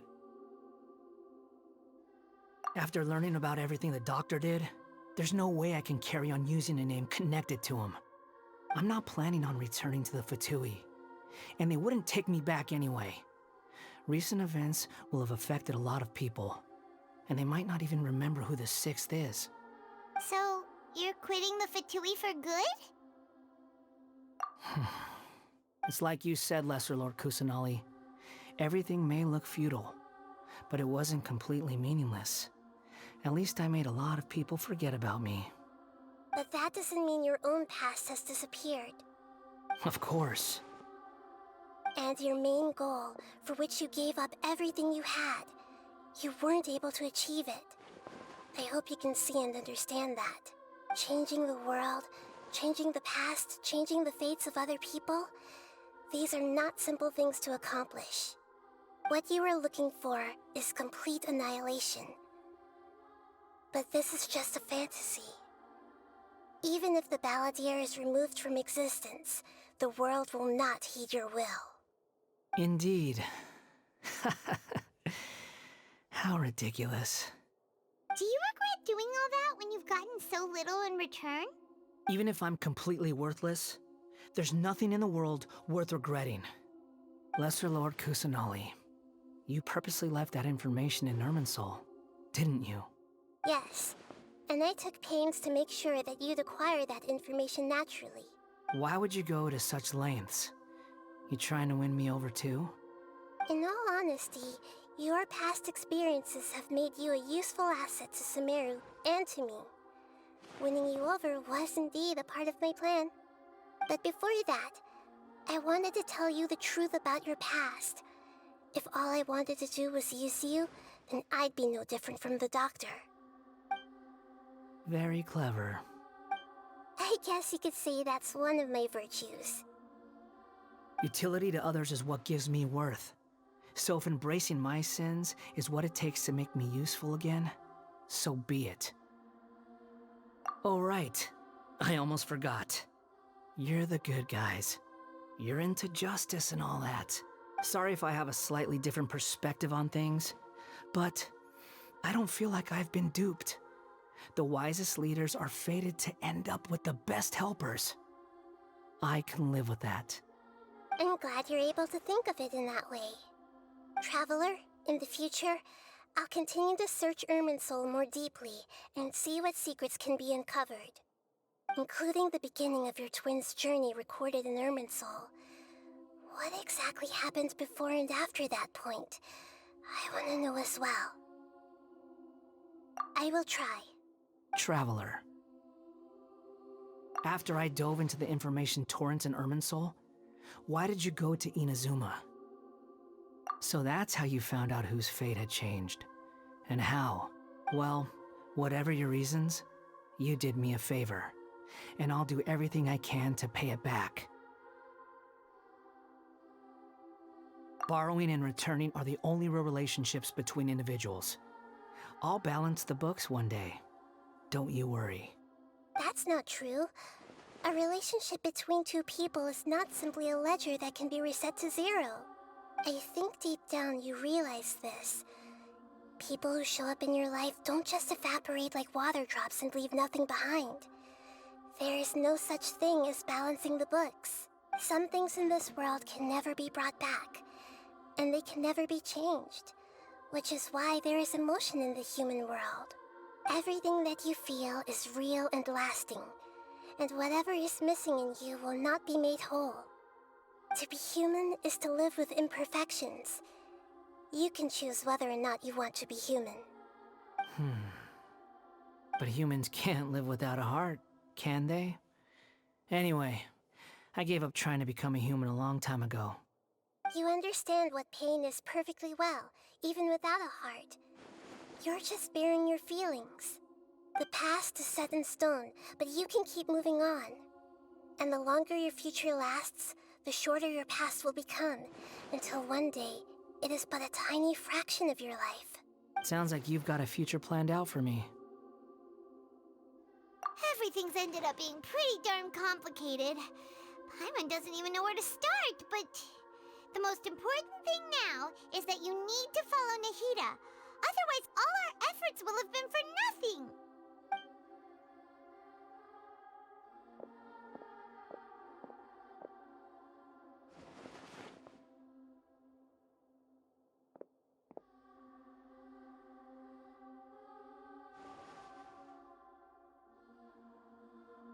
Then I guess I'll be helping you from behind the scenes from now on. I'm glad that you've accepted our proposal. Why don't you choose a new name to celebrate? Ooh! Paimon wants to pick an ugly nickname for you, too! Why?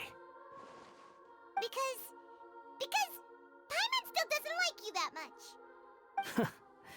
Then I hope we don't see much of each other in the future. A name is life's first gift.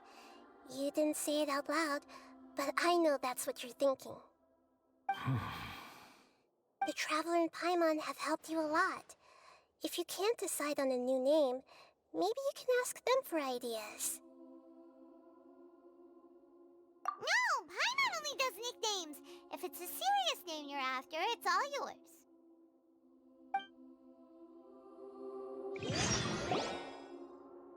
Have you got anything?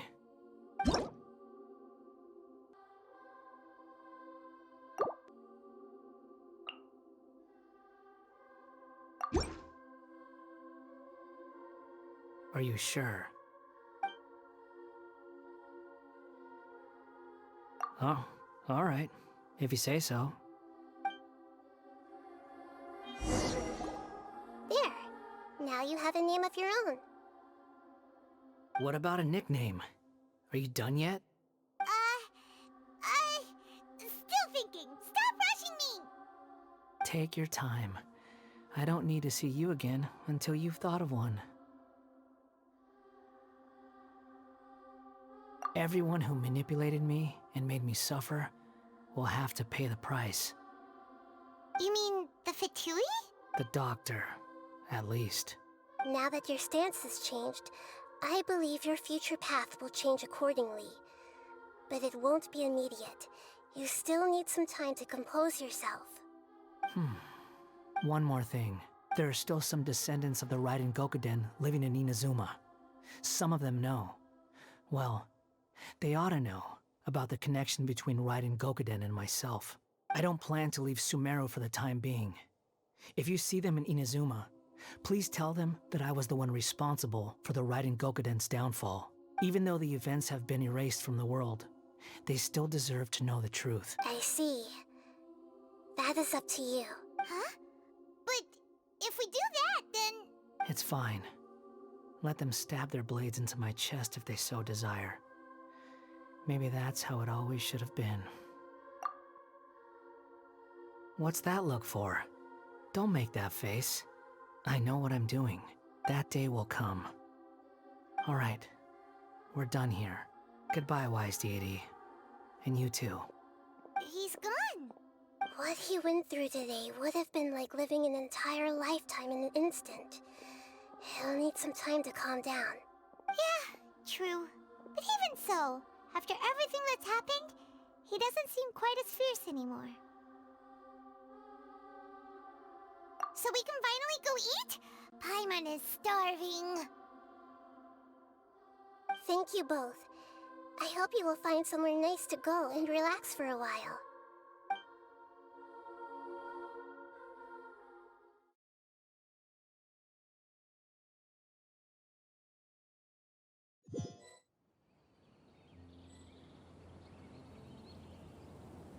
I've got it!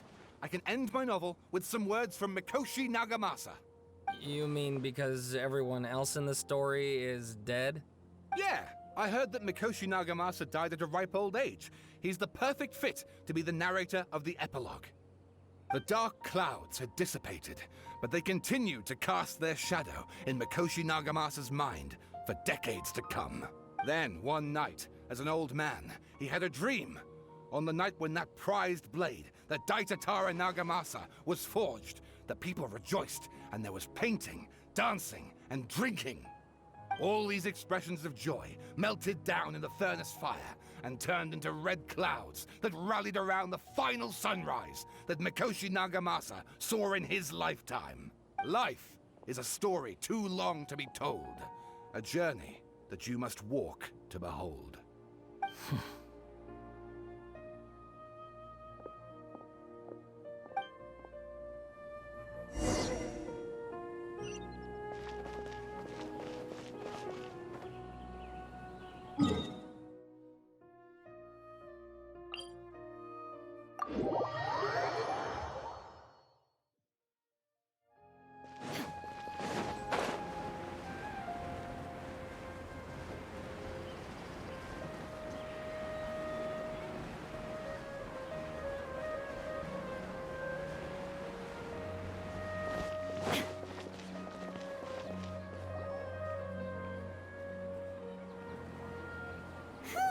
It's about time we had a break.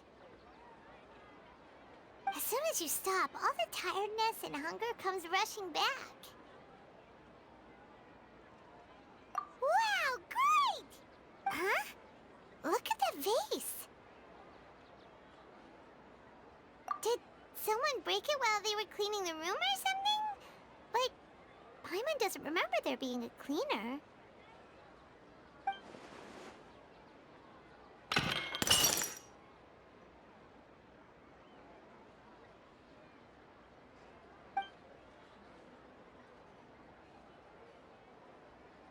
You sound lost and confused. I know why you are troubled. Any who knew of this would find their mind overwhelmed. Huh? Is there someone here talking to us? Unfortunately, the fate of Tevat cannot easily be changed. Perhaps a god may have a slim chance, but for anyone else, who can say? When a small animal runs into a tree trunk, though the tree may sway, it is not displaced. The same is true of fate, like a vase that falls to the ground. Whether it is broken by a cat or by a bird, the result is still a broken vase, is it not? Who are you? How do you know about all this? History does not change easily, but human hearts can. Believe your own eyes. Only that which you see is true. What is unseen is but an illusion. The voices disappeared. And who the heck was that? And what were they doing coming out of nowhere and saying all that scary stuff?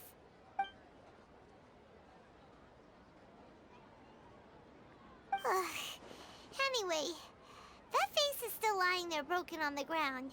Should Paimon go get someone to clean it up? It feels wrong just leaving it there. Just a moment. Paimon will be right back.